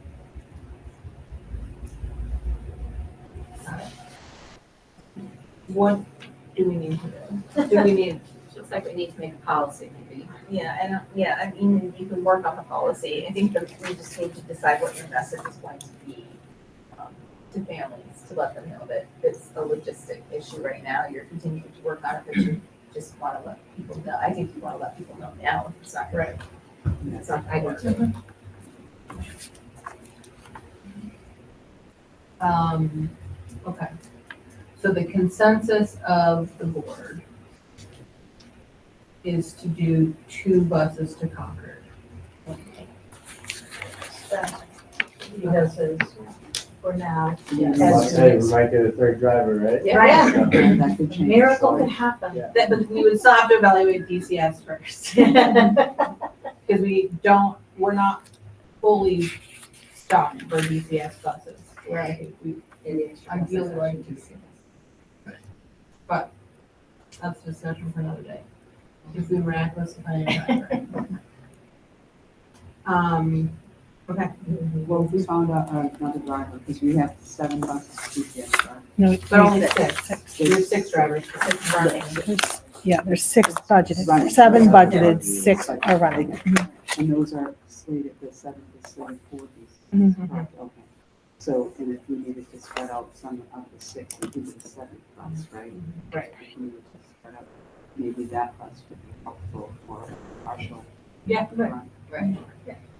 Right, we could do a co-brown / BCS mini run. Yeah, I'm gonna find it out. All right. Missy's gonna add it on to her list of things. You know a lot of people. All right, Missy's on it. We have somebody for you, Dale, but it's gotta go to DCS. Okay. So I guess we will, this sort of parlays into our committees, because we'll need the policy committee probably to start looking at a busing policy. So the next item in new business is board reorganization. So, Thank you. Yeah, thank you. Thanks, Amy. All right, so there are a lot of mini positions that we need to fill. Don't forget, is this a nomination type thing, or we just kind of say, oh, It really is a sort of a, it's usually a little bit pulling teeth to get people to volunteer, so we can go to nominations if we, if we want. We do need to vote, but you can kind of, I think what you're getting at, you can kind of fill it in and then vote at the end if you want. So you I don't think there will be a lot of fighting. contested committee assignments. No, I don't think so. But you never know. Okay, so we will start with vice chair. Anyone interested? I will say that vice chair didn't have to do that with us. I did not have to do that much, but if somebody else wants to do it, I'm totally open to someone else. I will say this year will be different because I'm in my third trimester of pregnancy, so someone will have to do multiple meetings, probably without me, so they'll have to chair them. So I may lean a little bit more heavily on the vice chair this year. So who wants it? I'll do it. Great.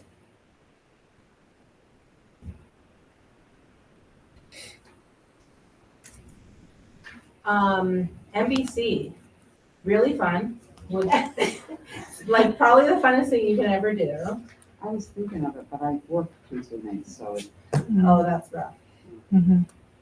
So, does that person go to every NBC meeting? So this, okay, I'm proposing actually. I've been thinking about this a lot because it is an incredible amount of work to go to every single NBC meeting. And we also have full SAU board meetings.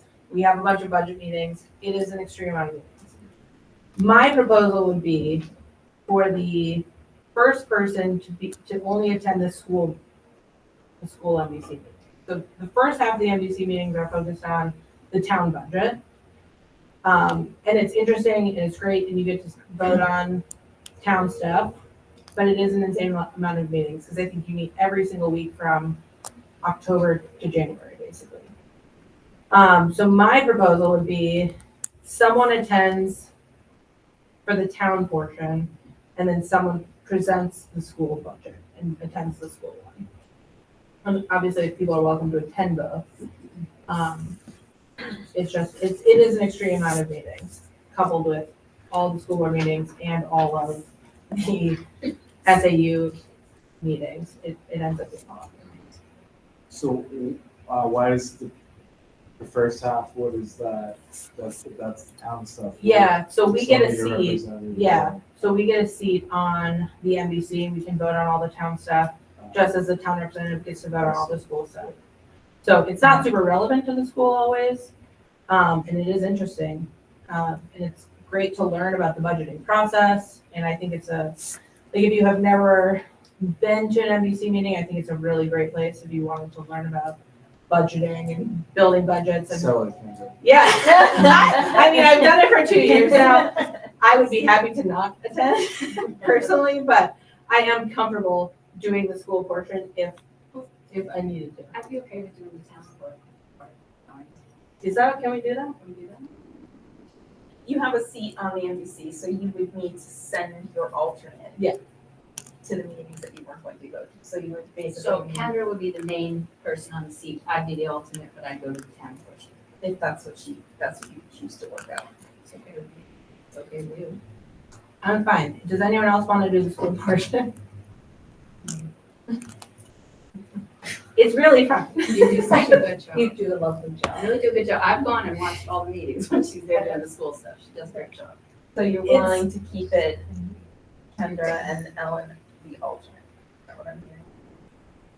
Oh, That's unless somebody else wants to be the alternate. Yeah, someone wants Okay, to. somebody else wants to do it. It's a lot of meetings. It is a lot of meetings.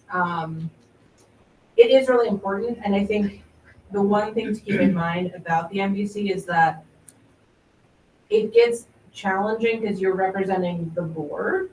So you are, of course, an individual, but you have to sort of vote and But from the propose standpoint of the things from school. what the board would do. So it can get a little confusing. But anyone else want to volunteer? Okay, then I guess we will keep it. Executive board, another really fun assignment. Oh, I don't mind staying with that one. Wow. I don't. I think though, we need to make sure we have an alternate Yes. that has voting rights in case I can't pick a meeting. So, because we sent did Kendra that. to a meeting last year that I couldn't go to, which was fine, but I couldn't vote. she couldn't vote. She got there and it was like, oops. So she was Yeah, there and vote- you listened have to and vote her participated. in but- as an alternate. Yeah, so it'd be nice if we had an alternate that could then vote. So the SAU Executive Board meets roughly every month, not always every month, but generally on the third Wednesday? Yeah, it's the Wednesday when Deerfield doesn't have a board meeting. Yeah, okay, so we have meetings the first and third, I think it's usually the second Wednesday. And it's in Pembroke at the SAU. I do think it's a really good experience to learn more about the SAU, to get involved in SAU budgeting, which is always a hot topic. Because the executive board creates and ultimately sends to the full board for approval the SAU budget. The SAU full board is all of the board members from all 5 of the districts in the SAU. So you will get to attend those even if you're not on the executive board. But does anyone want to be Nancy's alternate? Or you could fight Nancy to be the. Yeah, I mean, again, I don't want to take anything from anyone that they say, ooh, I'd like to do that this year, go right ahead, but I am saying I'm happy to continue with that if there's nobody else. I'm often not available. Yeah. I liked being on the executive board. Yeah. You learn a lot about the other Except, are districts. we gonna have to start staying for the area? No, we're not in the No, area. because you're not part of it. So it's after Oh. the exec board meeting, you guys can leave. Right, I Yeah. knew that, but I didn't know because we have kids going to No. Pembroke. No. Okay, No, we're not in the. Okay. yeah, I mean, it's usually a pretty quick meeting. I'm happy to keep going. And the things that are discussed are usually hiring SAU staff, reviewing SAU policies, the Yeah, DCS. just stuff, anything that comes up that requires input, SAU wide. It's not, they're not usually jam-packed. They're not super long. No. And it's not often I can't go to one, but it's just to know. But And you want to be an alternate? No. well, I guess I'm gonna have to not. I can be your alternate. I'll try As not long to as you don't use miss you. any. I will definitely As try long not as you don't to miss use you. it, she'll be your alternate. I'll try not to use you. I could do that too, but. I will drop off my baby with you. Okay. I'd be happy to be said. Perfect. We have a deal then. Negotiations. So this is gonna be for the teacher contract. So the teacher contract is up this year. So the negotiations team is gonna have to start meeting when? This summer? Or, no, well, typically people don't want to meet this Okay. summer. It's great if people can, but typically August. August, okay. How much time is So, involved in that? How much time is involved in when we meet? It's negotiable, the time is negotiable, usually they Usually meet, after school? yes, usually it's around 3:15. It really depends on how things are going. The first meeting, you'll set a calendar and you'll set frequent meetings to hold the date. But if things are going well and you finish up earlier, then you can cancel meetings. And sometimes if there's no proposal ready, you don't have that meeting. It really just depends on how things are going and how many items are on the table to discuss. Yeah, I'd be interested in doing that. I'm sure Kendall wants to get something on the plate. I would love to not do it, but I can if needed. If that's a time when I can usually do it, because I'm usually free. Yeah, it's As long as usually not like Thursdays for and the Fridays. the paras, they're flexible. So Yeah. when Missy and I met with the paras, it was generally in the afternoon, like 3 or 4. Yeah. And it would be, for a half hour. And you did it with the paras already, so you have that experience, right? I did. Okay, would you be okay with doing it? Do you not want to? Maybe. Maybe. Let's get to the, What's we have to go in order. No. We Let's can come think back. about it. Yeah, I would be interested in it, but that timing is probably not gonna work. Yeah. It's just too early for me to schedule. It was late summer, wasn't it? That's because we had the special election Oh, in right. September, so the timing was a little bit off. So it would be earlier than that. It would be later because it basically needs to be firmed up before we start budgeting. Okay, so yeah. Yeah. So it needs to be done by November. Not by statute, but that's what the goal is Yeah. always, to get it done in time. For the budget. Oh, And that, I will say, I would love for the people involved in negotiations to also come to at least one MBC meeting Mhm. where we're discussing the contract. Did you just volunteer, Mr.? I thought I saw. Come here. Yeah, because it's not set in stone what days that we would No. have a negotiation, because I do work on certain, And I think we so, can work around that. yeah, Okay. I'll do it with you. Curriculum Review Board. I'm happy to keep doing that. Mm. I actually enjoy it. You actually enjoy it, like I none of actually these other enjoy things it. I'm very enjoying.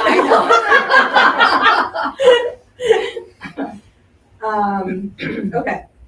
Any objections to anyone else really want to be on the curriculum review board? We probably could send an alternate if we needed to. But I think it'd be okay if two people. Right. I agree. If somebody Someone else was was really interested, passionate about it. Not a problem. It's not like it's a voting thing, it's just an informational. Okay, we'll move on to manifest review. So the manifest, this is all of the expenses and payroll. So it's two people from the board review all of those items every week. Yeah.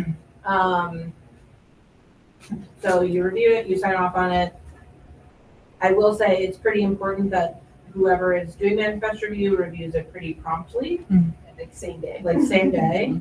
So You need to check your email every day because there's really not always a rhyme or reason when it comes. Like, it's not like every Tuesday you get it. It's, There's a flow of, so we can't we can't pay bills until everyone has signed off. So when the SAE gets it out, the treasurer has to release the final, you can't send any checks. So if it gets held up in any one of those spots, yes, Trish will be after you for the late fees. I know. So- I wondered what had been happening now because we're Nate. Oh, I'm on it temporarily. Oh, it's been Yeah. coming to you. I don't think I You applied want to it? Taylor, but yeah, it's coming to me this week. Yeah. Yes. Yeah, it is important. It's really easy, but it's. Right. It just Yeah, needs it's to done be- on your It's computer. on You don't have to go to the DocuSign, SAU, yeah. right? No, yeah, Yeah. it's all a DocuSign, and then you can open the document and see what all the checks are and what's. I will say, the other very important part of the manifest review is that you will, from time to time, learn very confidential information and student particular information. So it is very important to remain very confidential. It's not all public information. So I mean, you're I'm just- happy You're to just reviewing the register. Yes. Yes. Yeah, the email And then comes, you open it It'll up. say like Amazon, $45.10. That's just the detail of every bill we need to pay that week. You and release can't payroll. say, I don't want to pay this. Yeah. Right, You right, don't no, have, no, no. no, I mean, you don't have But to it's have, like- it just, No, yeah. I'm just wondering, because like, Yeah. somebody brought that up before too, it's like, what would, what would be a red flag? I think a wacky, like if you saw in the manifest something made up to Amazon for $500,000, that would be call the SAU and why is there a manifest request for, or you saw payroll that every week you release payroll and it's 500,000 and this week it's 750, you might want to say why is payroll so much higher this week? I've never seen anything. No, it's pretty Crazy. crazy. It's pretty straightforward. But there could be a mistake, right. so you do want to just breeze through it and make sure everything looks. Yeah, so there are multiple eyes on it. The treasurer has to look at it, and then two people from us. And no Obviously, matter how Amber. hard I tried to beat Nate to sign it before, I think he must have done it at 6 a.m. Because I looked at 7 and it was already signed. And in the beginning, any questions too, if you say, well, why do we pay this company? Then you just email one of us and we'll get right back to you, so you feel comfortable understanding. Are you interested?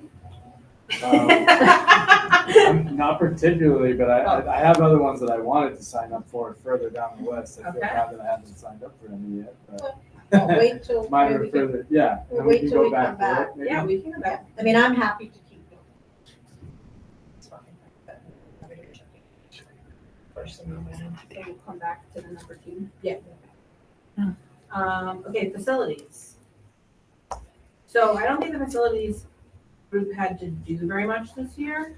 But I think ideally you would work with Chris to see if there's issues. I don't know what Zach needs to do. I did the solar RFP, that was kind of the big thing, and I did it in people like that. That's pretty much how you.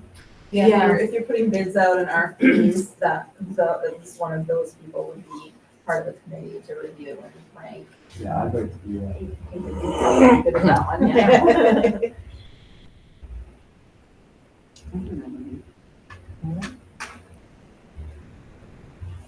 Is there a second? Sorry. Missy. New Hampshire School Board Association delegate. I'd be happy if somebody else wants to do that. It's actually really, I don't mind doing it again. I have no trouble keeping it again. It's just one Saturday of the year. It's interesting because it is all the different policies that the association comes up with, New Hampshire School Board Association. And so you go through them all and you're like the delegate for this district and you vote on it. And I mean, it's interesting to go and hear what everybody has to say. So it's an interesting day.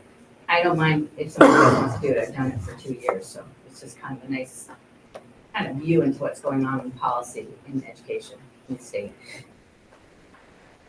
Somebody else wants to do it, but that's all it is. It's just that one day. And you get fed. You get fed. Yeah. All right, well, no one else doesn't look like anyone's jumping. I'll continue. Communication. So this is the Facebook page, the town page, talking to Errol. Kendra's done that all. I haven't done any. I just assumed get my name off it. That's fine. I do like to have a second person just to have the Facebook password in case, I don't know, who knows? I think if we were going to come up with a flyer that we wanted to send to people in town, it would be the communications team that works on that together. But yeah, I don't mind. I'm not always the promptest at posting, but I try to remember it most of the time. And I'm fine with continuing unless someone really would like to take over. So you need a second person now. Ellen asked me to break it. I really don't. Ellen didn't have to do anything. I didn't have to do anything, but I feel guilty about not doing anything. So. Nancy. Well, my computer knowledge is not real strong. But communication is a real Right, but or interest of Right, course. so, but I don't mind helping with it, but if you want me to try to post something on the computer, who knows what will end up. I think it's fine as is. I'm happy to keep doing it. Yes, but I'm happy to help with it, but Yeah, I was gonna see where I landed with the rest of these, and I'd be willing to do that one as well. I just wanna see how many I end Yeah. up with before Yeah. I'm like, oh, pick me. yeah. Well, if you don't get enough, I'll negotiate that one. High school matters negotiation. So this will be a pretty big role this year because the current high school contracts expire the following year. So we're probably gonna have to set up something to vote on in March. So whether that's continuing the current contracts, whether, but you're working at the board's, desire. So the board will sort of decide where we want to go with high school stuff, and then the negotiations team will be dispatched to go negotiate with whatever schools the board wants to pursue. So it may be a time lift. I don't know how much you guys spent on it. Or it might not be. It might not because be. you have MOUs with automatic extensions in them, so if you choose, it will depend on what the board says. I thought it was interesting though that one of the candidates for superintendent said he was from Barrington, and he said that You really need to make sure that in your contracts that you limit how much they can increase it. And like, look at how we got hit with Concord, how they increased it so much. He said that's kind of what they found. So they started to have a really big problem with choice because the schools kept increasing. So I guess in my mind, that's something that we really, really need to be aware in renegotiations, how much they're allowed to increase. Co-Brown will negotiate. The board of directors sets the They rate. simply will not negotiate. Yeah. But it's the same for everybody who goes there. Yes. So, Yes. so it is fair in that way. Yes. Right, but I'm just saying that's not something you have to worry about. Yeah, I mean, Co-Brown would probably just extend an MOU for I was gonna whatever say, you you decide on. guys probably have spent more time with Co-Brown because we didn't have a relationship with them. Right, so we met with them quite a bit to talk, because we were very concerned, we wanted to make sure that they would take all our kids, we wanted to make sure they take kids with behavior issues, special ed, because that hadn't been how it been in the past. So we worked with them quite a bit on that. Concord, we met a few times, but then you ended up doing most of the work as far as the final negotiations. It was really just finalizing everything in the agreements and once you guys decided what you were doing. But it was a lot more work last time too, because we had a lot of questionnaires, we were looking at where people wanted to go, we were contacting other schools, we were trying to figure out, where Okay, what were the yeah. most, so there's a lot more It might work be there. less work this. This will be a yes. lot less work, so Okay. really just Think dealing so. with, I mean, I'm assuming Pembroke is probably gonna be pretty straightforward, because they just charge what cost is. Brown's pretty straightforward, it's really the Concord. I'd like to do that one. Sure. Anyone else? I mean, I guess I can do it with you, Candy, because I have the experience. Yeah, that'd be awesome. That's okay. All right, Nancy? That's fine. Good. Oh, you got booted in, sorry. Okay. I don't think you have to do anything though, this. We didn't do anything. We didn't do anything. We didn't do anything. Yeah, because it was Danielle and myself who did it. Sick bank, not a heavy lift. I think we've had 2 requests this year. So the sick bank is basically, if you want to participate in the sick bank, you can donate PTO, paid time off. I don't know if that's what you probably hear doing. Sick day. Sick day. Into the sick bank, and then if you, for some reason, needed an additional sick time, you can apply to the sick bank to get donated hours or days that you might need. So if someone was going on maternity leave and they needed an extra 3 days of leave, they would apply to the sick bank, and then we meet as a committee and decide whether or not we're going to approve their request. I think we've had 2 this year. It's not a very heavy lift. And it can be a Google Meet. It doesn't Yeah. have to be in person. It's a contractual item though. It's in the teacher's contract that a member of the board, an administration, and then some negotiating DEA members are part of the, so it's contractual. It's laid out I for don't you. think I even knew that. Yep. And it's, so your example was, they would have no more sick time. They've run out of sick time and they need 3 more days to get through their maternity leave so they don't have to go unpaid, lose their health insurance, all the things. So it's a worthwhile, group to be in. It really is not a heavy lift, you're right. There are not many requests. You want me to take that one off your? Oh, sure. Yeah. And we try to work with your schedule, Nancy. Yeah, I got a rough one. If you aren't available, we can Yeah. work they're around very it. flexible. Yeah. Sabbatical committee. There were none. Not bad. Or you were probably the last one. Yeah, when I was a teacher here. Yeah, many years ago.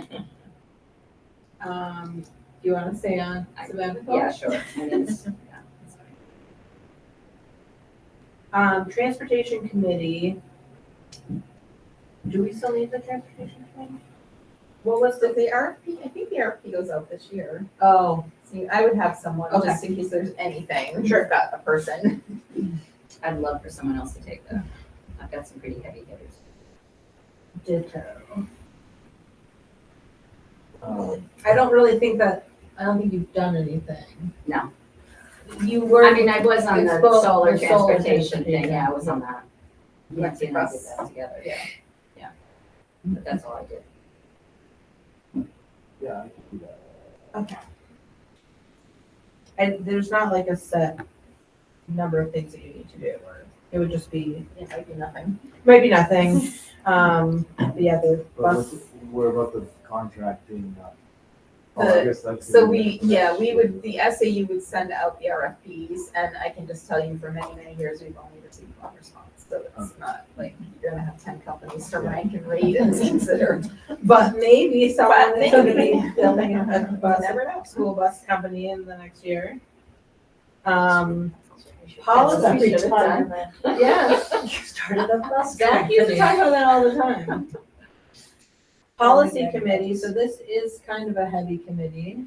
I know, and I'm gonna miss Nate. I Yeah. mean, not saying others can't, but Nate had such a handle on doing it. Man, we got together several times, either at his house or my house to do it, and it was like, he could whip them up, and just the way he could read them and think about it, it was like, okay, yeah. So, I mean, I'm willing to keep doing it. I don't feel I'm an expert at it, but It's good that you have the experience. Yeah, as a I'm one happy person to- that has been part of Yeah. policies. I mean, I'm happy to keep doing it. It goes to me. I'm sure Nate How often do we meet? he emailed a lot. Yeah, I mean, we only review policies at business meetings, so the first meeting of the month. And they require 3 readings. 3 readings. So, right, so you probably won't have to review the same policy a bunch of I times. just when one's comment, and if somebody makes comments, you have to make some changes. Yeah. I do think last year, and I don't know if we're gonna continue with the huge list of policies. Yeah, I mean, some of it is just trying to get the Trying to get caught up. 1990. I think you're caught, you might have 1 or 2 left in the 90s, and some of those don't even exist in the school board association manual anymore, so they're simple, resend them. And then some that are really easy, but it's required by law. Right. Right. When And you so get, you when you just- get the updates from like legislative action, you don't have a lot of choice on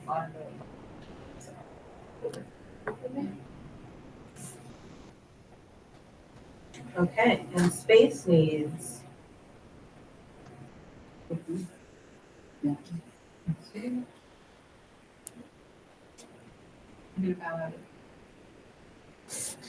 So, we're keeping that, right? 'Cause I thought a couple meetings ago, we were talking about. Yeah, I mean, it's a good question, because I don't know what direction the space needs committee will take. I think it's worthwhile to have people on the committee that if you want to propose something for the board to consider, we could consider it, and then if you want to take over from there, you can. Yeah, I'd be interested in that. Okay, we're going back to manifest review. How do you feel? You want to do it? And now, see, that's why I said that. Yeah. Now you gotta How many win. times you have your name is on there?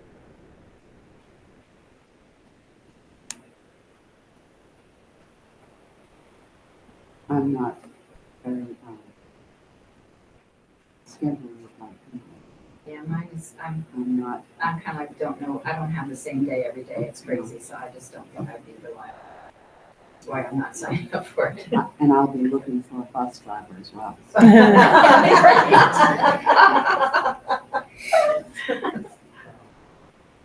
So there's 2 people on it, and whoever gets to it first, that. No, they're all, we have to, No. yeah, and there's also the treasurer, so like Eric signs it.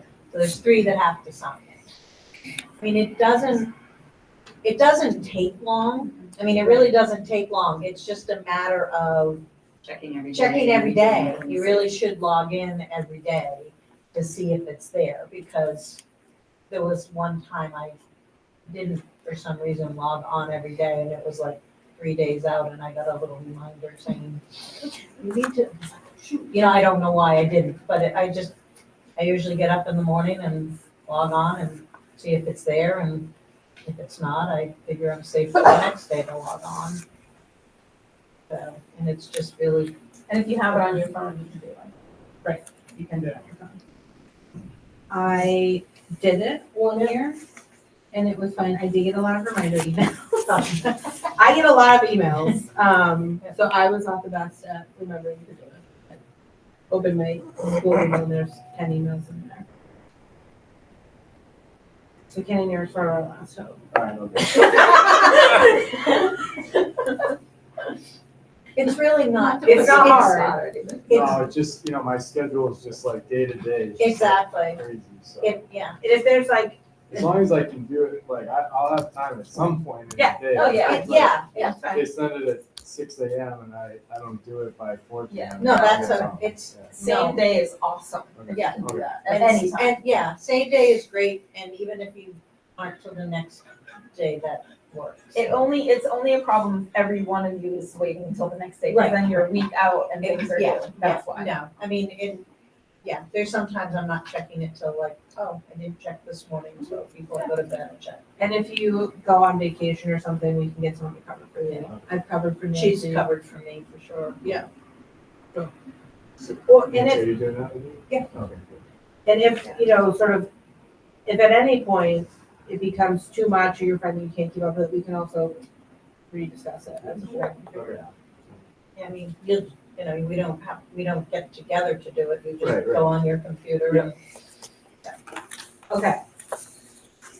So, You wanna go through them and just read them? yes, okay.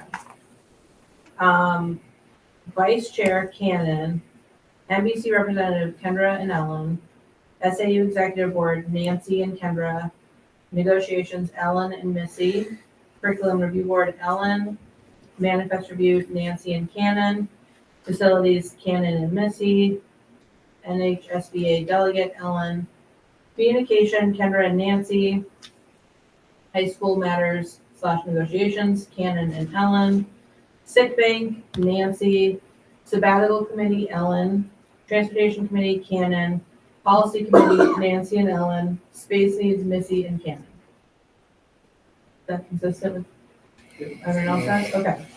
So I will make a motion to approve the board members and committees as I just presented. Second it. Okay, any discussion? All right, all in favor? Aye. Any opposed? Okay. Done. Request to publish the manifest. Yes, so Amber has been working really hard in our system trying to find a report that met your parameters. And there isn't one that's perfect, but I have some options for you. So she kept printing them and changing the date ranges and changing the options. And what you can't do is unselect the vendor. So she can't make a report that is like a weekly register that has no vendor name. But she can do, so the expenditure reports that she runs, that's a very easy report to run. The issue is that it runs, she would just have to change it for a monthly basis instead of like what we've expended for the whole year. She can put a date range. So for the full, if you have an April meeting, you'll see the month of March, what got paid. It has every single account line in the budget. That's kind of the cumbersome part. But if the public, that's as transparent as we can be, like if that's what they want to look That's at. the one that you. It's, I can't simplify, yes, and we can't simplify it. The only thing we can simplify is to do it on a monthly basis so that it's not like the whole year. But that meets your needs because it has by account line. So it's like, how much did we spend in teacher salaries this month? And then it gives them the amount and what we have encumbered, what we think we're gonna spend. You've seen the expenditure report. Yeah. That we can publish. Because there's no personally identifiable information in there. Okay. So if you're interested, Amber can run the report and put it on the website.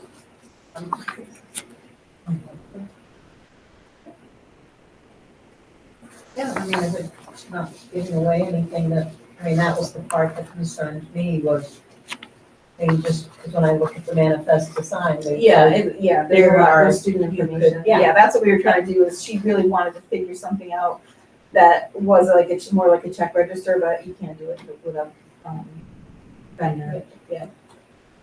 That's what we do. It has all the information on it, so, which is great. Yeah. Okay? Okay. Yeah, sure. Okay. We will trial it. And then, well, I didn't put it on the agenda, so if you don't mind, I just want to give you your balance for right now. Yeah. So Amber did the first surplus report, so she can run expenditure reports, and that just shows us what we spent. But when we get a good chunk through the year, she starts to, she creates another column and will say like, well, not only have we spent this, we are at the point where we think we know what we're going to spend to June. And that way it kind of creates a balance in all the lines for you.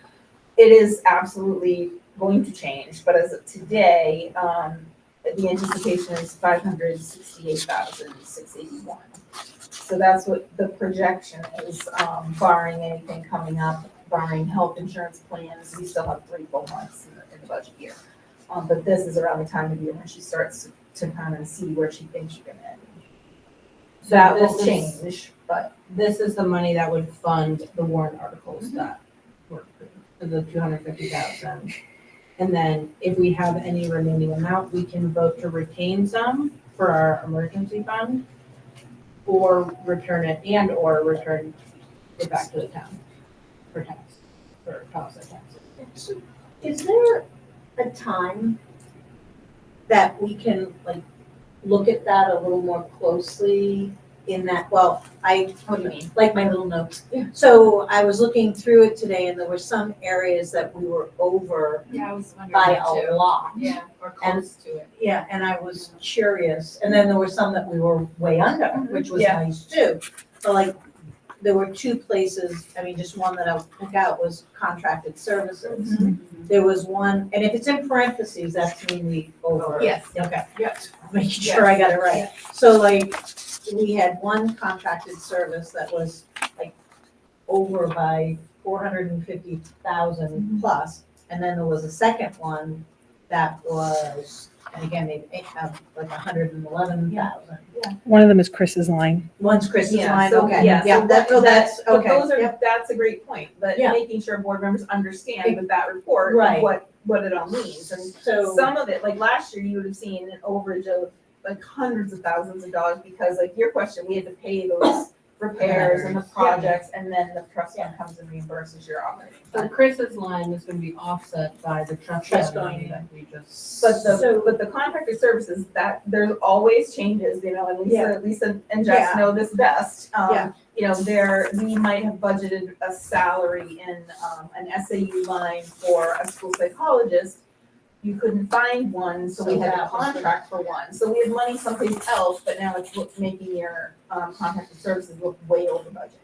But those are things you should ask Right. and have absolutely, so can get an before, explanation. yeah, is there like, is it worth putting it on Like the next an like a agenda business so that we meeting? can? Yeah. Cause I mean, Yeah. yeah, I've been on a year, but it's still, Yeah. as I'm looking at, I mean, and I It's was a lot, pulling out yeah. my cheat It's a sheet lot. from when I met with you to go through, okay, this number stands for the, you know, but again, it would be helpful, and I think, you know, for Canon and probably a good review for all of us. Yeah, and- absolutely. Cause, you know, again, I was like, okay, I was wondering about like teacher salaries. If you look at it, it says the remaining budget, the budget balance is 3.17%. Shouldn't it be like 30%? We still have another third of the year to go. Like, what am I not understanding? Sometimes though, they encumber the salary, like the whole amount that they think, they'll do a PO for or the system does it automatically. maybe So it's- you might just have an extra 3% at the end of the year that you're not gonna spend because they've already encumbered. some Oh, funds. okay. Yes, that's the stuff I don't get. Yeah, either, so I was it's, looking at it, it's an incredibly complicated report and we live those lines every day, so I Right. really appreciate the fact that you are asking. and Right. Want to understand. and And then today when I was before the Absolutely. meeting, it was like, Yeah. okay, you know. And I saw we were over on high school tuition, so is that because we had additional students coming? Probably. I think we had additional students, high school students join within the past few months. Yeah, I mean, we're over 144,000, that's a lot. Yeah, okay. Yes, and we don't have a trust fund. No, no trust fund. So that's just money we're finding somewhere else. So for me, it would be helpful if we could go over that a little more. Yeah. Yeah, I detail. mean, I think I'll probably ask Jessica to help you understand why the Yeah. education. And, yeah, and I don't need, you know, I mean, it's not like I need detail, but it's just, you know, again, when we look at different things. Like the teacher one, I kind of figured out because we might have hired a new teacher that didn't have as many years' experience and stuff on the pay scale, so there's, that one I could figure out, but some of them. it And was- sometimes you'll find mistakes, you know, there was, someone ran a report for another district and someone said, why are my special ed teacher line over $100,000? I didn't hire anyone new, it's the same people, and it was, oh, that teacher's being, yes, the account number was entered incorrectly and they should be paid on a different line, so there can be things like that that you might find. No, that'd be great, thank you. And I do think, you know, last year we did sort of a budget overview, sort of in the middle of the summer. I do think it's very worthy to start thinking about things you want to talk about for the budget over the summer. Because if we want to have big discussions about staffing or, you know, a lot of these things, it's hard to wait until we get to budget season. And so if we want to talk about making changes anywhere or asking questions about subscription services or anything like that, I think we should start tackling those discussions over the summer.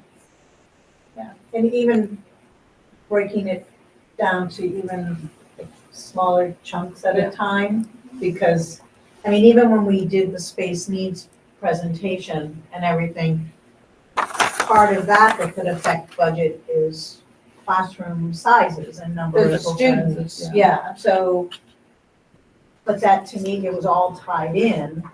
So maybe just to focus on that one part of it. I mean, that was one of my other ones that I did before, like I went through and just focused in on classroom size, the actual physical size of the classroom, how many we can fit in it, but if we could talk about that.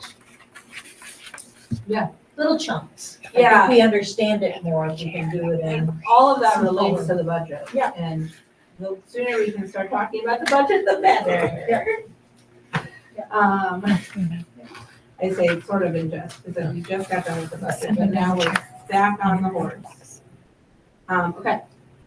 Anything else? Do you need any actions? Okay. Okay, so this, now we're on to modulars for art and music. So this came up as a citizen comment. Yes. Oh, yeah. So I think the comment was that we should consider moving art and music into the modulars, moving and using the current spaces for the third grade or whatever grades we want to shuffle around.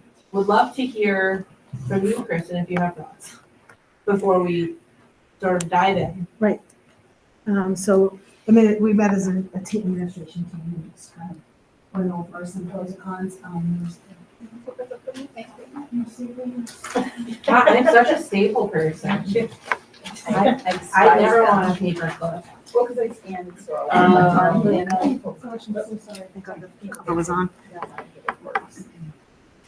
So pardon the handwritten part, Mr. Grieve, thank you for filling that part in. I had originally had insert square footage and then forgot to change it, so. So I did a brief overview of our art and music programs and how rich they are currently.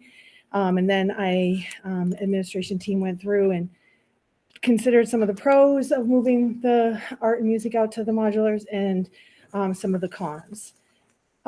So the art and music program at DCS provides students with a rich and dynamic educational experience, fostering creativity, critical thinking, and artistic expression. The music program includes general music for grades K through 8, as well as band and chorus for grades 5 through 8. The dedicated music classroom measures 1,008 square feet, and we have 200 of that square footage is dedicated to instrument space. So it takes up, the instruments take up a lot of room. It's essential for accommodating an average of 40 band students and storing a variety of instruments, including drums, keyboards, ukuleles, guitars, orfs, and a piano. A giant xylophone. A wooden. It's this big. I can show you after. Huge. We can do. Never heard of this. All right. Well, you have to Google it. Yeah. Proper space allocation ensures that students can engage in hands-on learning, practice effectively, and perform at their best. The art program follows a choice-based model, which allows students to explore different mediums and artistic styles in a self-directed manner. Both art rooms are equipped with sinks for easy material cleanup, clay traps, and proper workspace maintenance. Additionally, as you know, the kiln is an essential tool for ceramics instruction, and it's safely housed in a dedicated storage closet, ensuring accessibility and safe usage. Both programs are highly dependent on their dedicated spaces that they currently utilize, as they require specialized facilities, storage, and room for active engagement. Relocating these programs to modular space would present challenges in terms of storage, space, limitations, acoustics, and accessibility. Maintaining their current locations ensures that students continue to receive high-quality arts instruction in an environment designed to support their learning and growth. And just as a side note, the modular are 725 square feet. So if we took 200 of that for instruments, that would leave you a space of 525 square feet for students. And if you were looking to turn this into a classroom, you'd have to move everything out so that they could have the classroom space. Does that include the closets in the modulars? No, I did not include that. This is a rough guesstimate. It's not exact. So some of the pros for considering moving art and music out to the modulars is that it does free up indoor classroom space, that it would allow for additional grade level classrooms or other instructional needs inside the main building. We would have a dedicated arts area out in the modular, which would create a separate defined space for music and art without impacting other classrooms. There is potential for customization. The modular space could be designed specifically for arts use with soundproofing or flexible seating arrangements. There would be less disruption in the main building, sort of. Loud music practices, particularly with band and percussion instruments, might be less disruptive to other classes, and some IAs would be on the first floor, which is something that I know we've been grandfathered in, but kindergarten through second grade technically should not be coming upstairs for IAs, but we are grandfathered in. And then the last pro would be that all grade level classrooms are back in the building. Some of the cons that I broke up for music would be that there would be limited space for instruments. A unit at 725 square feet would not be enough room for large instruments, hanging storage, or the necessary organization of soundboards and equipment. There would be insufficient space for band students. A smaller space may not comfortably accommodate the number of students participating in band. There would be acoustic and sound issues because the modular walls are not as soundproof, leading to poor acoustics, sound leading into neighboring spaces. And for art, we considered the kiln accessibility. It's currently stored in a dedicated space in the art room. Moving it to a modular classroom would require relocating the kiln, which is not feasible due to ventilation, safety regulations, and space constraints. And really the biggest thing for art would be there's no access to sinks. Art classrooms require easy access to sinks for cleaning brushes, rinsing materials, managing projects involving paint, clay, and other media. Modular classroom does lack built-in sinks or water, creating logistical challenges and limiting students' ability to engage in hands-on learning. So just those cons alone would really change the structure of art and music in this building as it stands currently. In addition, both art and music, there's no bathroom access in the modular, so it's wouldn't be a problem for our upper grade kids, but our younger students, early kindergarten, first grade, we have had second graders out there in the modulars last year. Younger students would have to leave the modular unit to use the restroom, requiring additional supervision or infrequent disruptions. There is no additional adult support. A second adult would be needed for younger students needing restroom breaks or additional assistance.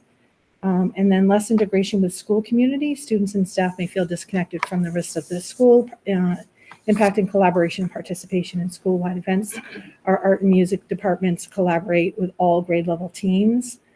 In addition to less integration, the music and art rooms really are on opposite sides of the building upstairs, which would lead to a complete organization of grade levels up here. And one member of some grade level would be isolated from the other. So we would have two grade levels on this side in a music room, and then there's three grade levels, 3 teachers per grade level. So that person would be all the way on the other side of the building in one of the art rooms.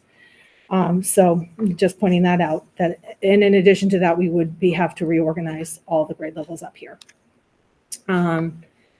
And there would be a need for classroom conversion because the modular space would need costly modifications to function as an integrated art space. So those are some things that we've discussed as a administration team in the building. I open it up to you. Okay.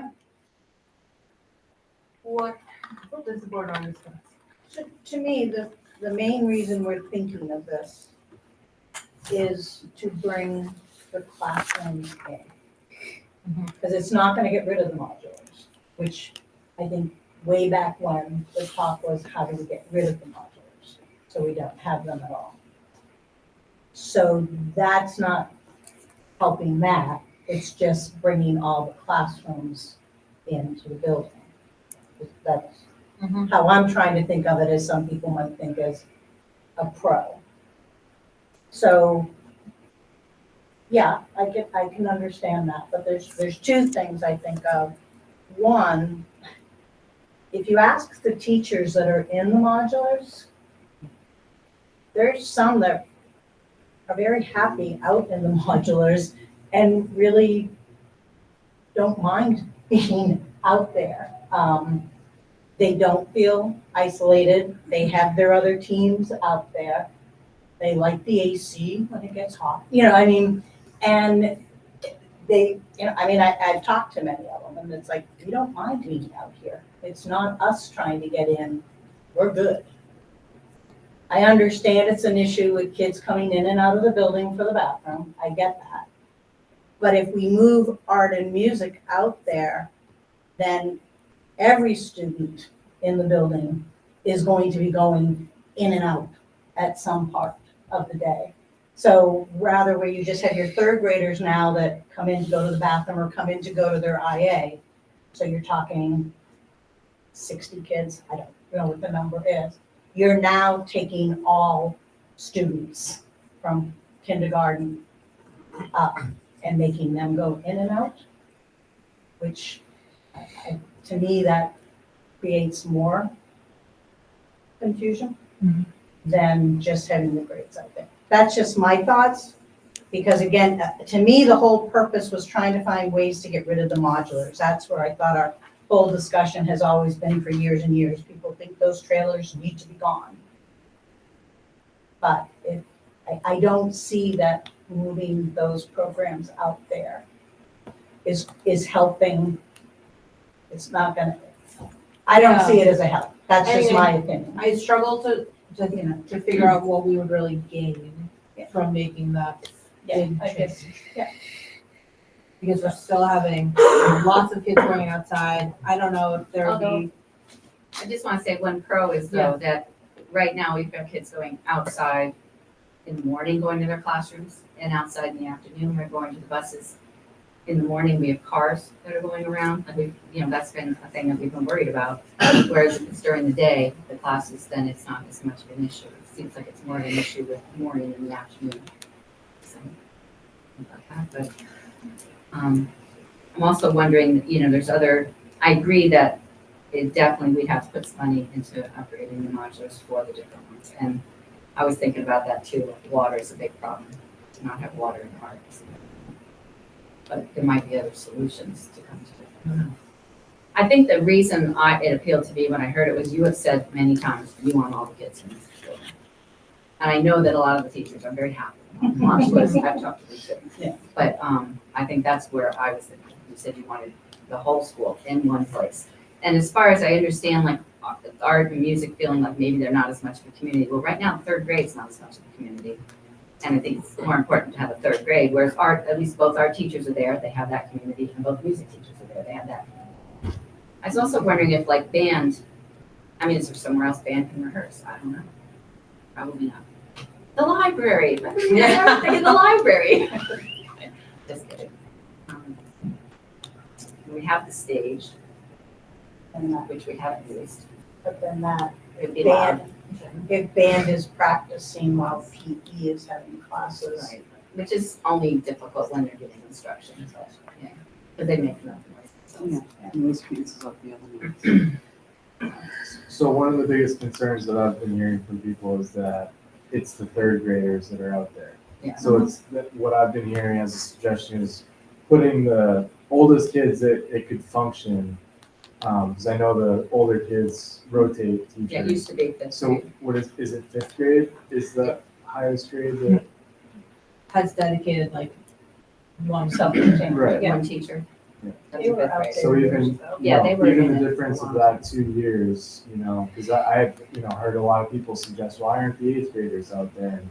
And, talking to teachers and stuff, it's because it doesn't make sense They with the rotate around. transition, right? Right. So, but even, 2 years older, a little bit more awareness, but I still don't think that's the answer, but, I don't know, I guess I have a lot of ideas that I know aren't gonna be popular, but, I definitely don't think that moving music and art out there solves any of the problem. And putting any money into renovating those Right. modulars should be It's a hard completely sell off for the me, table, yeah. so, But yeah, I think that we really need to kind of, I know what you were saying, like bite-sized stuff, but at the same time, it really is, there's so much of it that's big picture that it's, this is just I feel like this is like a compartmentalized part of it that realistically, I think things that need to get addressed are, stuff, like I said, that isn't popular, like maybe band being an after-school program like it used to be instead of, during the day. I mean, all of, that band equipment could still be stored in one classroom and not used until that space is available for band. I think there are other ways to address those space needs. And I just don't, Yeah.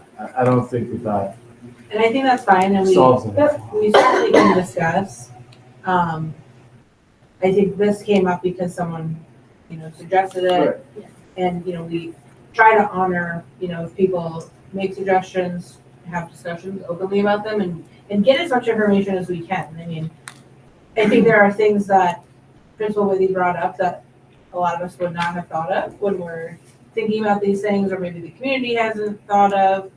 I think people didn't realize until recently that there's not running water in the modulars. And so, it's important that we have the discussion, even if we don't decide to do it. If there's bigger things to talk about, that's totally fine. But I do want to honor the suggestions that people bring to us and have the discussion and make sure that, if someone sees you at Blooms and Brews and says, why don't we do this? Then we can say, oh, we did discuss it at a board meeting, and these were sort of the reasons that we didn't do it. These are some ideas that I have going forward. But I mean, I think there is definitely more to discuss. Yeah, I just think there needs to be some more flexibility, and obviously it's not going to be easy or fun to go rearranging, students in different areas of the building, but we have to use the space that we have in the most efficient way, and I don't think it is right now. So there has to be some kind of flexibility of moving stuff around. Yeah. And not being, And I do think we are fairly flexible. There was, we brought one of the second grade classrooms back in this year because we didn't have a kindergarten teacher, so we are utilizing the kindergarten room for the second grade that had been in the modulars. Now there's a reading specialist. Math specialist in the modulars. So it is something I know that they look at every year to figure out who should be out there. And regarding the oldest class possible, we did used to have fifth grade in the modulars. Do you want to talk about that? Brian has, this is. Yeah, so 2018, Yep, Nelms, yep. we had Nelms committee, New England League of Middle School committee come in, give us a lot of suggestions on how we can improve the middle school, et cetera. One of their biggest suggestion was bringing fifth grade into the building so they can start that process of, they were out there for, how long, 17 years? Long time. Yeah, 15, something like that. And there was a very big disconnect of when kids left fifth grade and came to the middle school. to the point where they didn't even know what an art room was, even though they've traveled the art room for 8 years. So that essentially led to that idea of let's move fifth grade into the building. And the idea of moving middle schoolers out there never really worked out just because of the square footage. To put 20 eighth graders in 700 square feet, it just wouldn't work. So that was essentially why it was fifth grade was, I guess at the time the decision was made, because they were the smallest of the bigger kids. So. Have you guys ever done an assessment so after moving them in, if it does work? Do we feel like they're more part of the middle school? I mean, does it matter? Yeah, I don't know. It might be good to assess that and see if it makes a difference. Right. The fact that there's no water out there is a big thing for not having out there in the first place and not putting any more money into modulars that are modulars. And they're getting close to the end of their life cycle, possibly.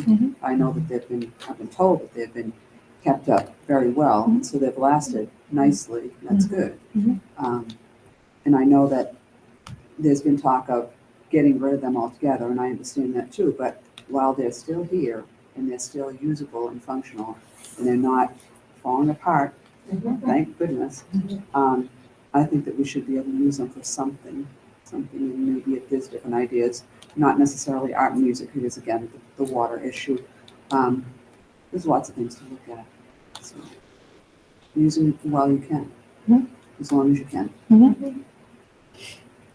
Right, and there's lots of factors. Brian brings up the NELMS. The board at the time paid a lot of money to have that NELMS group come in and give some feedback and some suggestions, and that being one of their biggest suggestions of bringing the fifth graders back in the building. So we weigh a lot of things, and we do try to be flexible with our thinking in terms of what makes the most sense. And it's not going to happen overnight. Fifth grade, I think, definitely feels like they're more part of transitioning their kids to the middle school. However, it might be worth it to have a conversation. I was thinking a lot of schools are set up for their K through 5, and then they go to a completely different school for 6 or 8. Yeah. So Nels is looking at it where a lot of schools are also 5 through 8, so they might be looking at it saying, is it worthwhile to be doing that?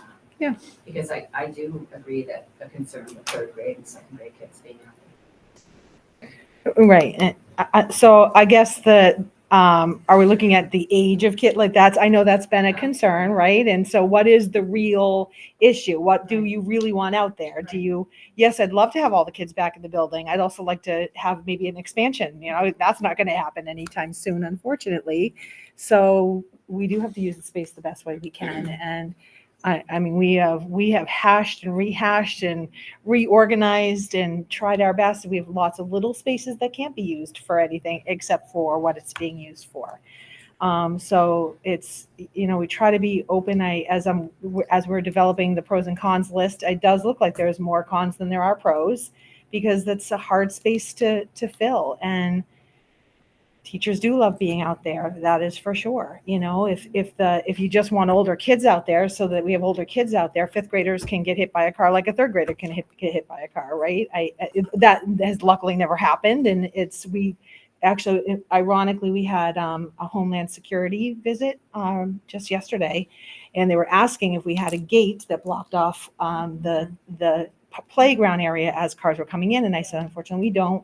That has come up a couple of times. We've that it would be an expense. It would be, and then you've got your one fire department, police department. One wants one, and one doesn't want it because of restrictions and access, and exactly. So we had to chuckle over that. But when we went outside for a look around outside for security assessment, the gentleman that was doing the assessment said, "Oh, well, you have those delineators up there. As long as something is up there to tell cars, do not go past this." Because he said a car can barrel through something like that just as well as they can barrel through a gate. So that was reassuring to us as an administration team and as a school to know that at least we have something out there, unless the kids are moving it to play football. But we always try to just the ones in the back. Just the ones in the back. Okay.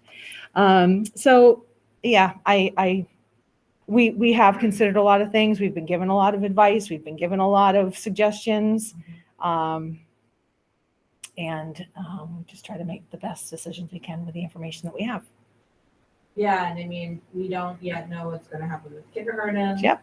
If we're gonna go back to 4 kindergartens, if we're keeping 3. Mhm. So there's potential movement again Mhm. that we may have to. As there is every year. I mean, Correct, the correct. 18 years I worked here, we were constantly moving classrooms around. And Mhm. that's just part of Mhm. what you have to deal with. I managed to stay in the same classroom for like, I don't know, 12 years. I was like the only teacher that hadn't moved. And then. Because nobody, and then I nobody wanted the moved- cafeteria room. And then I moved every year for the next 7 years. Yeah. Every year they moved me. Mm-hmm. So you don't like doing it, but Yeah. sometimes It's it's- part of the- you do it. Yeah. I think Yeah. everyone Yeah. has been very flexible. Yeah. We moved a kindergarten down so we could get a second grade in this Yeah. past school year. That, I mean, they'll pack up and do what needs to be done. We will move people if we have to. It's not a lot of fun to pack up a classroom and have to move it, but It seems like for tonight, though, the discussion is, do we move art and music out there? And the other things we can, they can discuss which grades, but if that's what we're talking about now, I know for me, I see more cons with moving them out there than, I don't think it's the right thing to do. I don't know if that's what we're trying to decide tonight, or. Yeah, I mean, I don't think we have to vote on anything. But my vote would be no, that it's creating more problems than it's solving. Was that what you were thinking? Yeah. I don't think that that's a solution. I kind of look at this as like the whole bus issue. It's like, okay, we got to make a decision for now, but it's still on the front burner as something to talk about and see if we can figure out. Yeah. But for the decision right now, do we move art and music out there? What are you thinking, Missy? No, like I said, the water issue Yeah. right off the bat, it's not worth it to start throwing more money into these modulars. Again, they're to their life expectancy, And very close. they're not even ours. We don't know Right, them. yeah, exactly. Putting money into So, rented modular. just keeping them as well as they have apparently is, that's been a good thing. But, no, I don't think that that's a solution right now. All right. So we will move on. And this is a good reminder for anyone, if there's ever things that you want to put on the agenda, if you want to learn more about stuff, email me, and if we can add it to the agenda, I can get you any information that you need. About a week. So we publish the agenda, we finalize the agenda on Wednesday before the meeting. So a week in advance would be ideal. But you can also say, can we add this to a future agenda, and then we can add it. And same thing with if there was public comments that we wanted to address, would that be in the next meeting? So typically, yes, so we can address them, but I like to have things on the agenda so that people know that they're up for discussion. So if people bring things up that are a really important discussion, we can have them, but I prefer to give people notice that if the board is going to be discussing this, weigh in, attend the meeting. Yeah.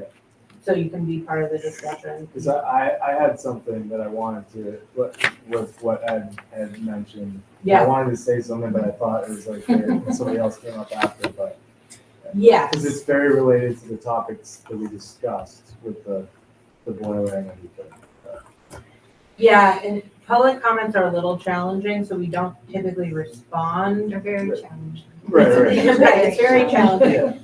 Because we don't want to get into a back and forth discussion or debate or again bringing up things for discussion. We could certainly, if you wanted to add something about that, you were welcome to. It is on the agenda for tonight, the boiler issue. But yeah, we typically don't respond because it's also complicated because a lot of times the board hasn't fully discussed it, so the board doesn't have an opinion or a position on something. So one person can't say, oh, the board feels this way about it. So it's complicated. But is there something you wanted to add about the boiler? Yeah, I just when I mentioned to Chris and I was asking the questions about that, but baffled. It was, that's kind of what I was trying to get at, is exactly what Ed said. Should they have known? But, he kind of like deflected it, and I didn't, really press him on it, but I'm not putting it on Chris, he's not the professional, it's the company that we hired, right? Right. And they should have never put us back in service without making sure it was up to code. And, so to me, like that, when Ed said that very plainly, Right. it's like, yes, Yeah. that's something that, and I don't know if that's something we need to talk to Chris about, or how that works, but Granite State's a, reputable company, but like, either he needs to talk to them about that, because that's costing us money. Correct. So it's like, either he needs to address that with them, You should have caught it when they did the inspection. Right. For sure. I don't know if they're the ones that did the work that left the baffle off, but they Right. should have caught it during the inspection. Right, and then that's why I asked him, like, are they the same company that does the annual service on it as well? Yes. So, okay, so you were here twice and it still failed after that. It came For December. the same Mhm. thing, Right. right? Yeah. So, to me, I don't know, like, Yeah. if we mention that to Chris or how that works, but it's like, just a Kristen, suggestion. yeah, Kristen and I will follow up with that, yep. I made a note. Okay, awesome. Cool. Okay. Yeah, I think I lots of stars. Yeah. Okay, we're on to the treasurer. So unfortunately, the elected treasurer, Colleen is unable to serve as the treasurer due to professional obligations. That are new since she signed up to run for treasurer. So, as you may know, Eric Gross was formerly our treasurer, and typically the treasurer serves until June 30th, because that's when the fiscal year ends. However, Eric also won his election to be the moderator, and the moderator and the treasurer are incompatible offices. So he can't serve until June and also be the elected moderator. We have tried to find a workaround, there is not one that we were able to find. So either way, Eric was gonna have to transition out of the treasurer to serve as the moderator before June 30th. We have a temporary solution, I think. Eric will continue on as treasurer and step down for the moderator position. And then we will reappoint him, or the clerk will reappoint him to be the moderator after we fill the treasurer position. So what we're gonna need to do is, the board has to appoint a new treasurer. So we will put out a call for applicants. So, You can just appoint Eric to continue. okay, That's why we did it that way. but in the meantime, we still need to find someone. Find a Yes. permanent, yes, Yes. exactly. So we can appoint Eric to be the treasurer for now. But we also will put out a call to people to apply to be the treasurer. So basically what will happen is, say the next meeting, we'll say, if you're interested in becoming treasurer, send us a paragraph about yourself, why you want to do it, and then we'll invite them to the meeting, and then they can give a little spiel, and then someone will make a nomination, and then we vote on them. So Eric can go back as moderator. Yes. Because when I read that letter, I was like, I'm gonna get another moderator, and then I got thinking, I bet there's a way. Yeah. Since we Yes. don't need a moderator for a Correct. while. We've been technically. working, or Yeah. I've been working with our school council since Yeah. this whole thing came to be, Yeah. to figure out how we were gonna get our bills paid and checks Right. cut. Yeah. And Eric was very gracious and said, the priority is payroll and manifest, so, he submitted his resignation today from the moderator position, so, tonight, Motion. right now, So, you can appoint Eric to continue as your treasurer, so that we can. So I move that Eric Gross retains the position of treasurer. Temporarily. Second. And it is with the understanding, and I hope the board would honor it, that it was a temporary resignation on his part. Through circumstances that have nothing to do with him. He's willing to step up and help us, so. I hope everyone will, reappoint him when necessary. Okay, all in favor of appointing Eric as the interim treasurer until we find a replacement? Aye.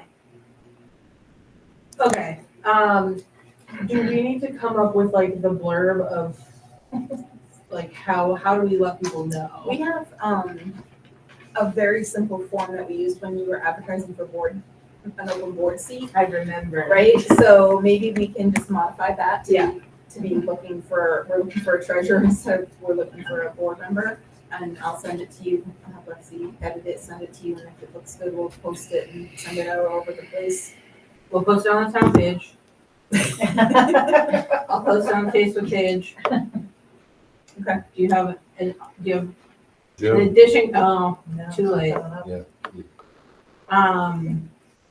But yeah, anyone who wants to apply, there's no specific qualifications except for that you can't be the moderator. Correct. And you can't work for the SAU. You need to, I mean, you need to have some business background of being able to reconcile and all that stuff. And Eric had actually given me a list of his typical tasks as the treasurer. So I'll see if he would be comfortable with me publishing that. Because it does give an overview of what tasks he does, how much time he spends on it every week, which is important because it is, it's not just sort of a title in name only. It is like a very important part of our reconciliation process. Okay. That works for everyone. We will move on. Board reports. I don't see PTO. Keeps. Executive board. You have a big announcement, actually. Hired a new superintendent. And, I mean, people know. who Yeah, it is, no, but it's public. Yeah. It was Jess Bickford, who is currently one of the assistant superintendents, with her focus was on special ed. Student services, yeah. Yeah, student services. So they will then be advertising to fill that position. So. And there's another executive board meeting tomorrow. Yeah. Okay.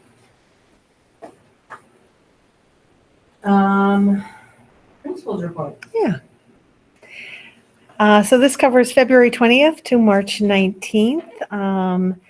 Before I begin, I do want to let you know that our kitchen staff, Gail D'Antoni, our food service director, was able to use some spend down money. So Patty will have to help me with this, but as I understand it, during COVID, lunches were 100% reimbursed, lunch and breakfast, 100% reimbursed.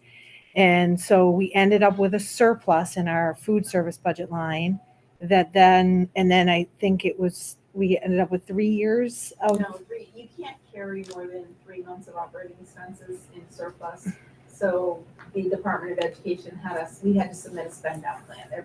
The whole state had to do it. So every school was in the same position where you had extra money because you were getting more money for reimbursement. And every school had to submit, how are you going to spend down this excess money because you can't keep this much in your pot anymore. So our spend down plan included $37,520.45. So our Gail was able to purchase all kinds of things. Now, Nancy and Ellen probably remember the pots and paint. They probably came from George B. White. I'm thinking they did. So she got all new pans, all new pots, all new utensils, like serving utensils, a whole bunch of new supplies to the tune of about $16,000.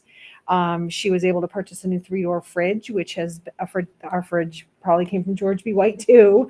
So it's not the walk-in fridges that we had the problem with, that we got that all fixed. It's just the stand. It was like a 2-door, you open it up, and she stored water and fresh fruits and vegetables in there, the things that were used every day. So that is on the Fritz occasion. We come in and the entire thing is down, and so we have to throw everything away, but that has been replaced, brand spanking new. She got a new snack bin cart because, as you know, she sells some snacks to the kids, all healthy snacks that are federally approved. She got some new serving carts. She got a utensil holder, a commercial kitchen floor scrubber, so they don't have to bring the mop in and slosh that around. So they worked with Chris Kufos to purchase a floor scrubber dedicated just to the kitchen because they have to clean that floor every single night before they leave. And she's very excited. I think the thing she was most excited about was her electric can yes, opener. Can opener. True story. Mhm. And it cost $1,000. $1,000. Wow. Yeah, it was no joke. It's like it's not. Brian said it's not that big. I haven't No, been it's down not to big at see it. all. No, but it But- saves your arm from falling off. Because they have those big cans, right? So that was the thing she was most excited about. Well, we would do the spaghetti Uh-huh. dinners, and being out there, so. Yep. You can appreciate that then for sure. You will be excited about it too. She did look into purchasing the freezer because that's something that we Right. talked about using trust fund money for. But it has to be spent down by a certain time, and there's no way we can get that work done by the time this money has to be spent. So she's in the process of still, they can buy lots of things. She's looking at buying a new desk that's been there for probably from George B. White. So a new filing cabinet, just things like that just they can spend it on just about anything. There are some restrictions, but I think she wanted to get new ceiling tiles. They said, no, you can't do that. So Can it be spent for the repair? For the freezer repair? I don't think so. I'll ask for you.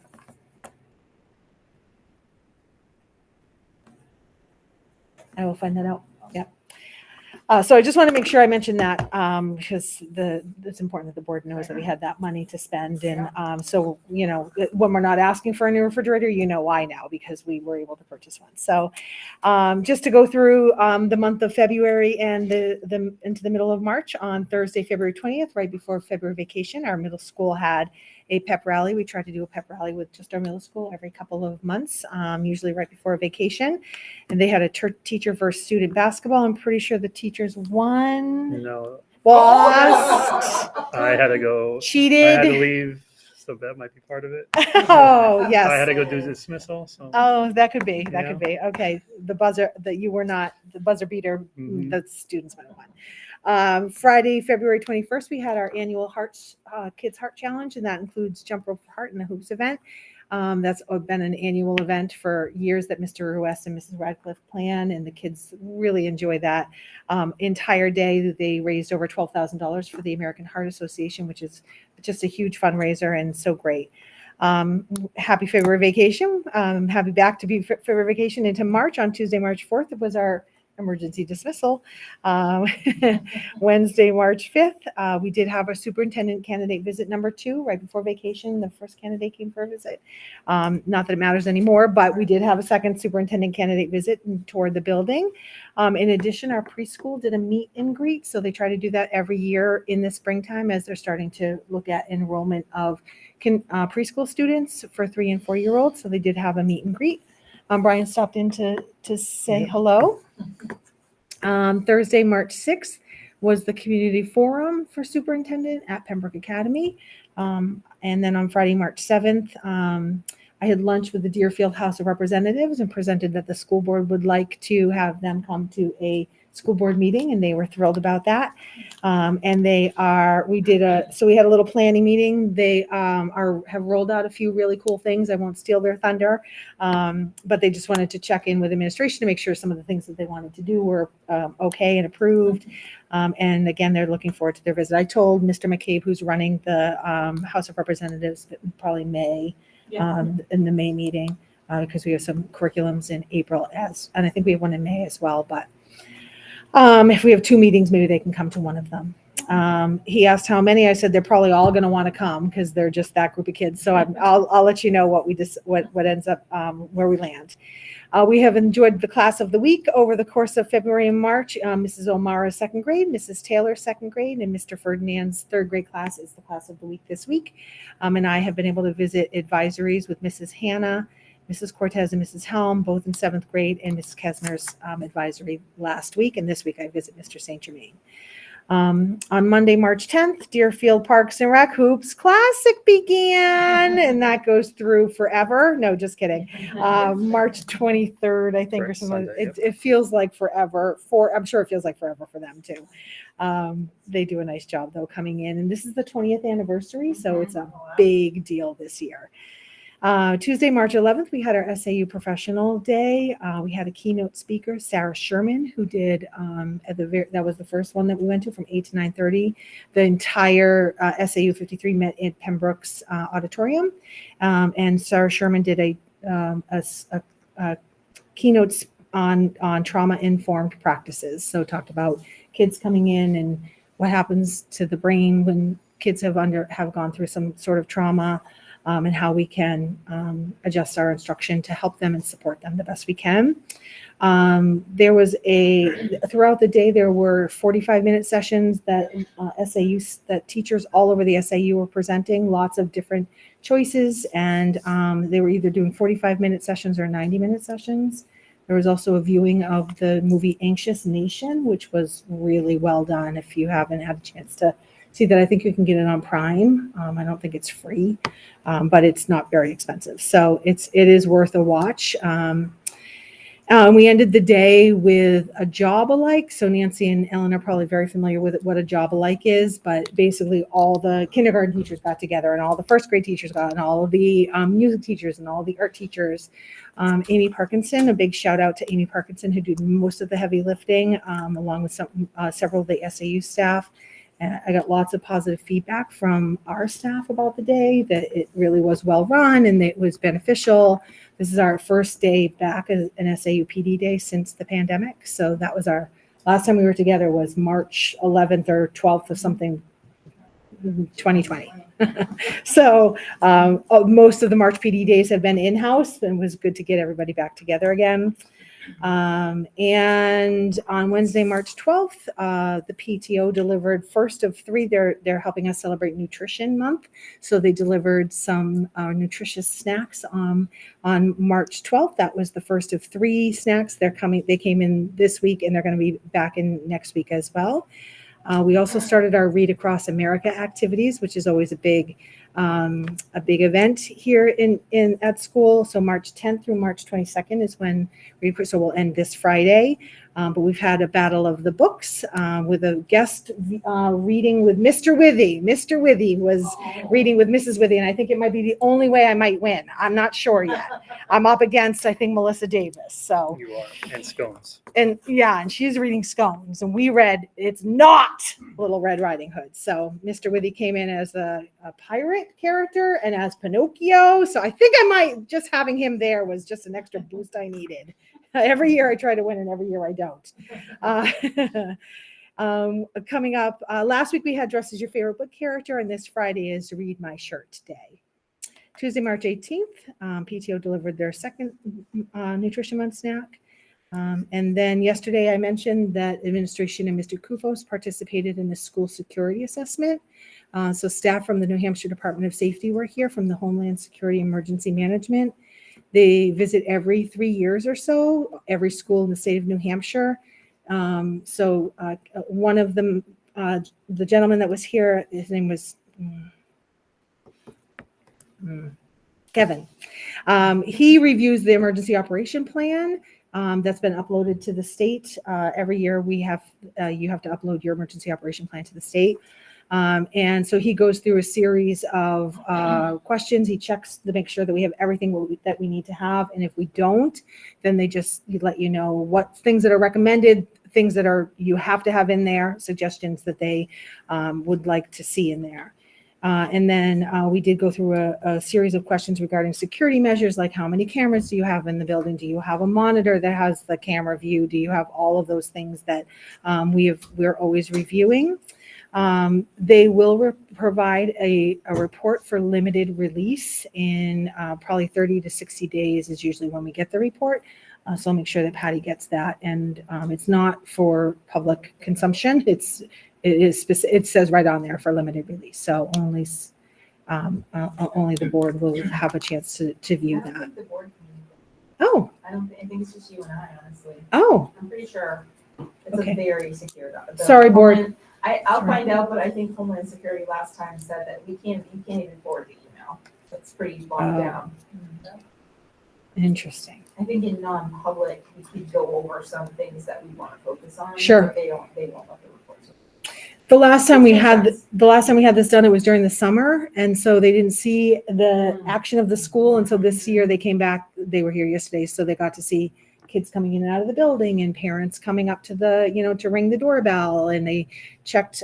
They saw how people get into the building and the buzzer systems that we have. And we also talked about the security upgrades we've done based on the last time they were here.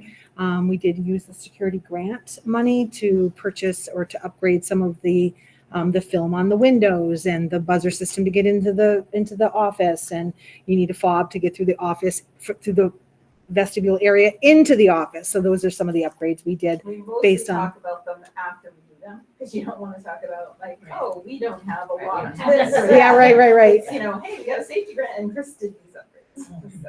Yep. Today we had SAU leadership. Upcoming next week, NELMS conference. The board is always very generous, and most of our staff are able to use their professional development money already. But our NELMS, we have 5 or 6 people going. 6 people. 6 middle school teachers will be going to the NELMS, which stands for New England League of Middle Schools. Brian spoke about that a little earlier. And so they will go down on Sunday. They're able to stay overnight Sunday, Monday, and then they'll be back on Tuesday. Last year, when we had a bunch of middle school teachers go, when they came back, we had an opportunity at one of our PD Wednesdays for them to share the sessions that they attended, talked about some changes that we want to make or improvements we want to make to the middle school. So we'll do the same again this year. Upcoming Mero Vista Info Night on Wednesday, March 26th. Our 6th graders are going to Mero Vista this year. Last year, 7th grade was there, then 6th grade came. There was an overlap for one day, but just 6th grade is going, and that will be a 6th grade trip to Mero Vista, which is the nature camp. And don't forget the talent show on April 3rd. It's usually right after February vacation, but this year we pushed it off a little bit. There will be a pizza night right beforehand, and followed by the talent show. It'll be fun. It's always fun. It's always fun to see kids get up there, and they're so brave. And Excellent. yeah, thank you. Any updates from curriculum review board? No, we haven't had a meeting since the last one I reported. We're gonna have one in April. Yeah. Okay. We will move on to policies. I think it will be quick. Yeah, they're only a few. So the first one, KEC, is kind of a leftover that had been edited a couple of times, but we needed it on for third reading. But there hasn't been any changes since the last meeting, so I think it's pretty straightforward. You ready?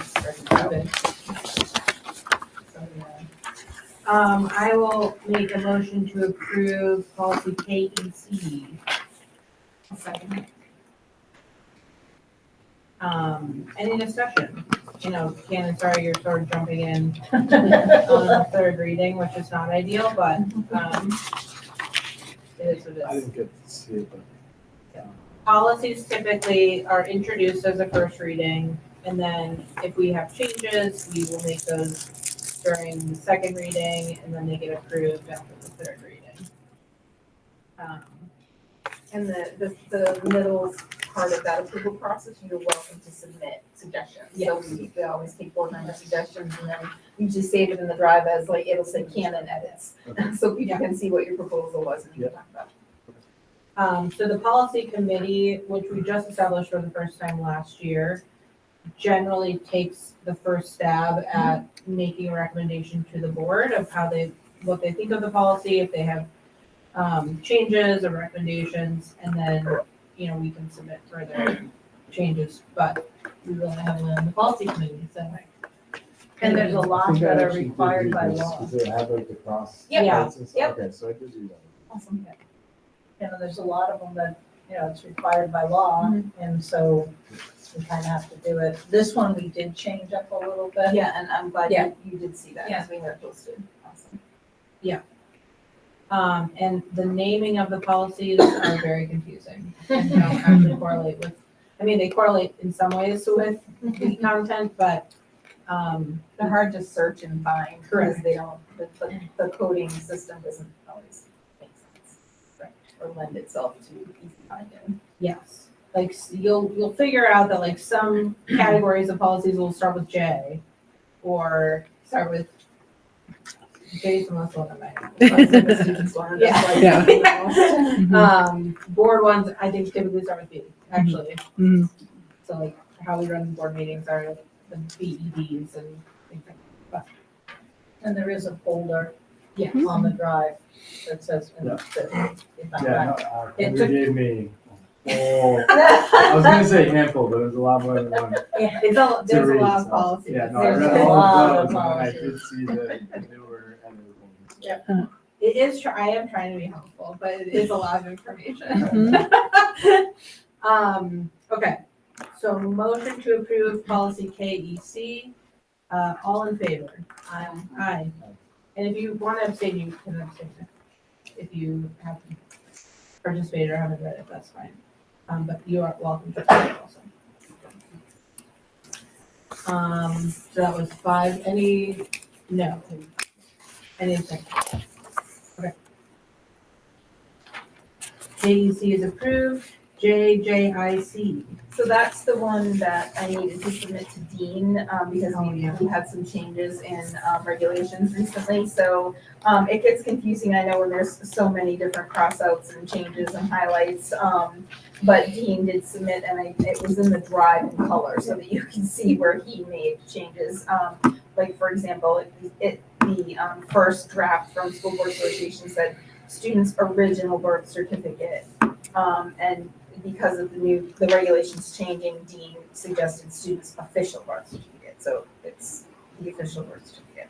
And then he made a couple of other minor suggestions, but the original strikeout of red was done in the last reading, and that made it more Deerfield specific.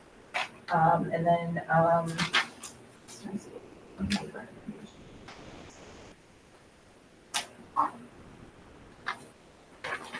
he made a change on the back, superintendent or designee, he added.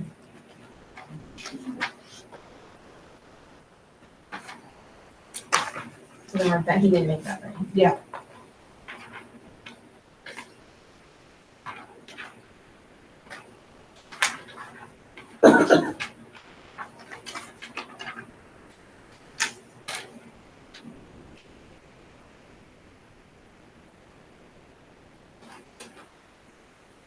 Any comments?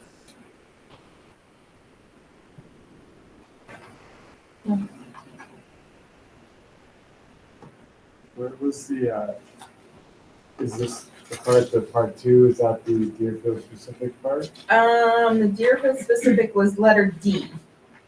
So in the academics, like the eligibility piece and the physical piece, because there's the physical piece under C was high school students, so that's all crossed out. You don't have a high school. And then some of the eligibility stuff does not apply to middle school, so that was all crossed out. So the red strike through under C and D was where it was made more difference. So everything else was suggested at the School Board Association and then modified by our attorney because of the regulations. And these requirements are, they're in the school policy, right? If you want to look for what the actual requirements are. Yes. Is this our third reading? Yeah. Yeah.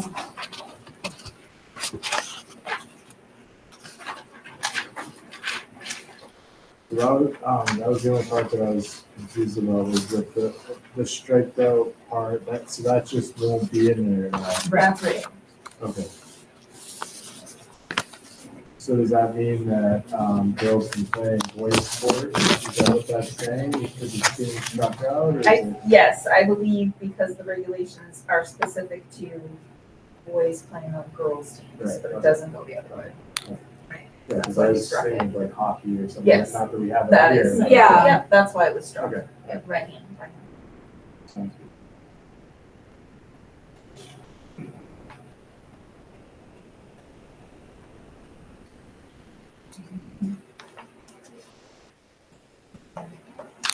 So you want to look for, so Yeah. I move that we accept this policy. JJIC, okay, I will second. Any further discussion on policy JJIC?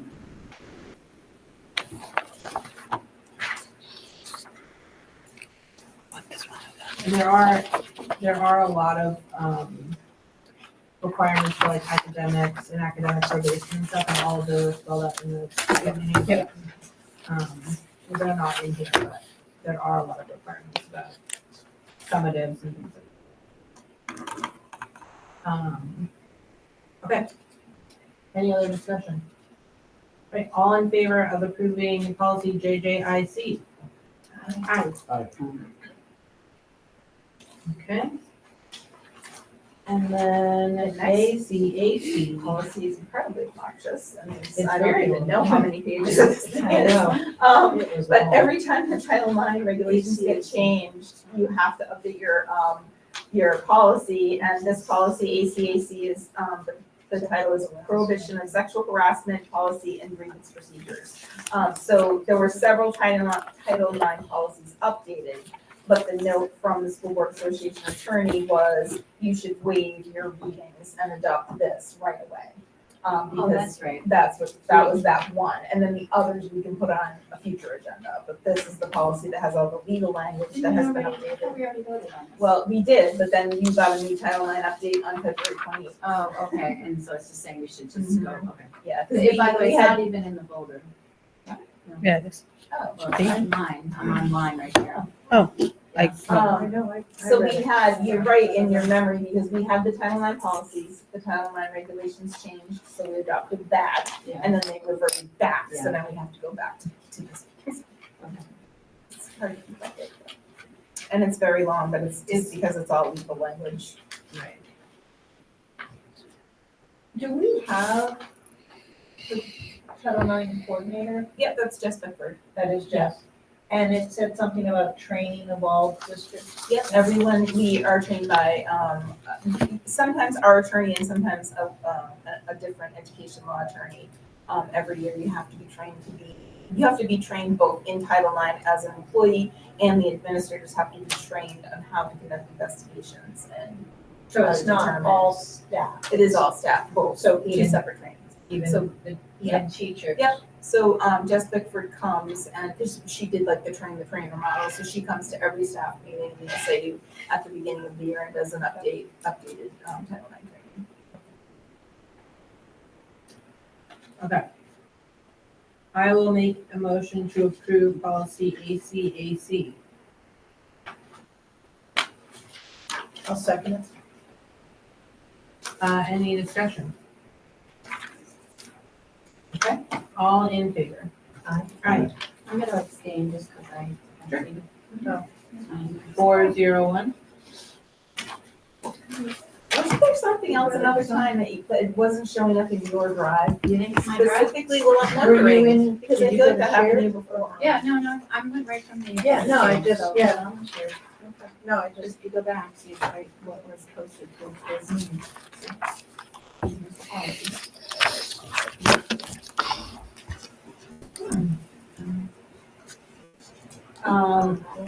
Okay, informational items, the only item that I have is that there is a full SAU board meeting on April 9th. I don't know what we're talking about at that meeting. We're gonna talk actually on Thursday about the need to have that meeting, Oh. because we're required to have one in the spring, but you just had one. Right, I was to gonna say. hire, a superintendent, and there's no new business Okay. other than that, so we might be able to turn that into an exec board meeting. I So- couldn't remember what we talked about We'll get back last to you on year. that, yeah, we'll get back to you on that one. Got it. After, tomorrow night. Coolio. so that could become just. It could exec, turn into So I gotta exec. keep it on my Yes, calendar. let's go. Okay, we're back to public comments. Don't all rush up at once. To wake us up. I know, this has been a long one. I told my husband, I was like, it's not gonna be over before 9:30, so It's a long one tonight. I knew.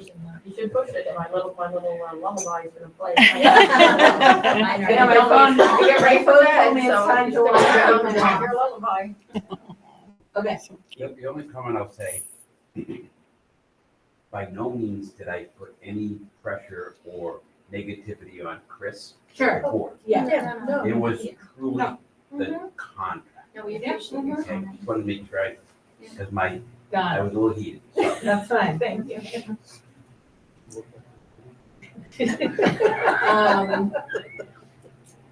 Any other public comments? Okay, so unfortunately, our work is not done, but you guys all have to leave. I'm gonna move to go into non-public session pursuant to NHRSA 91-A:3, section 2, letters B and C. And anytime you go into non-public session, you do a roll call vote, so. Aye. Nancy? Aye. Aye. There were only the three on the agenda to do.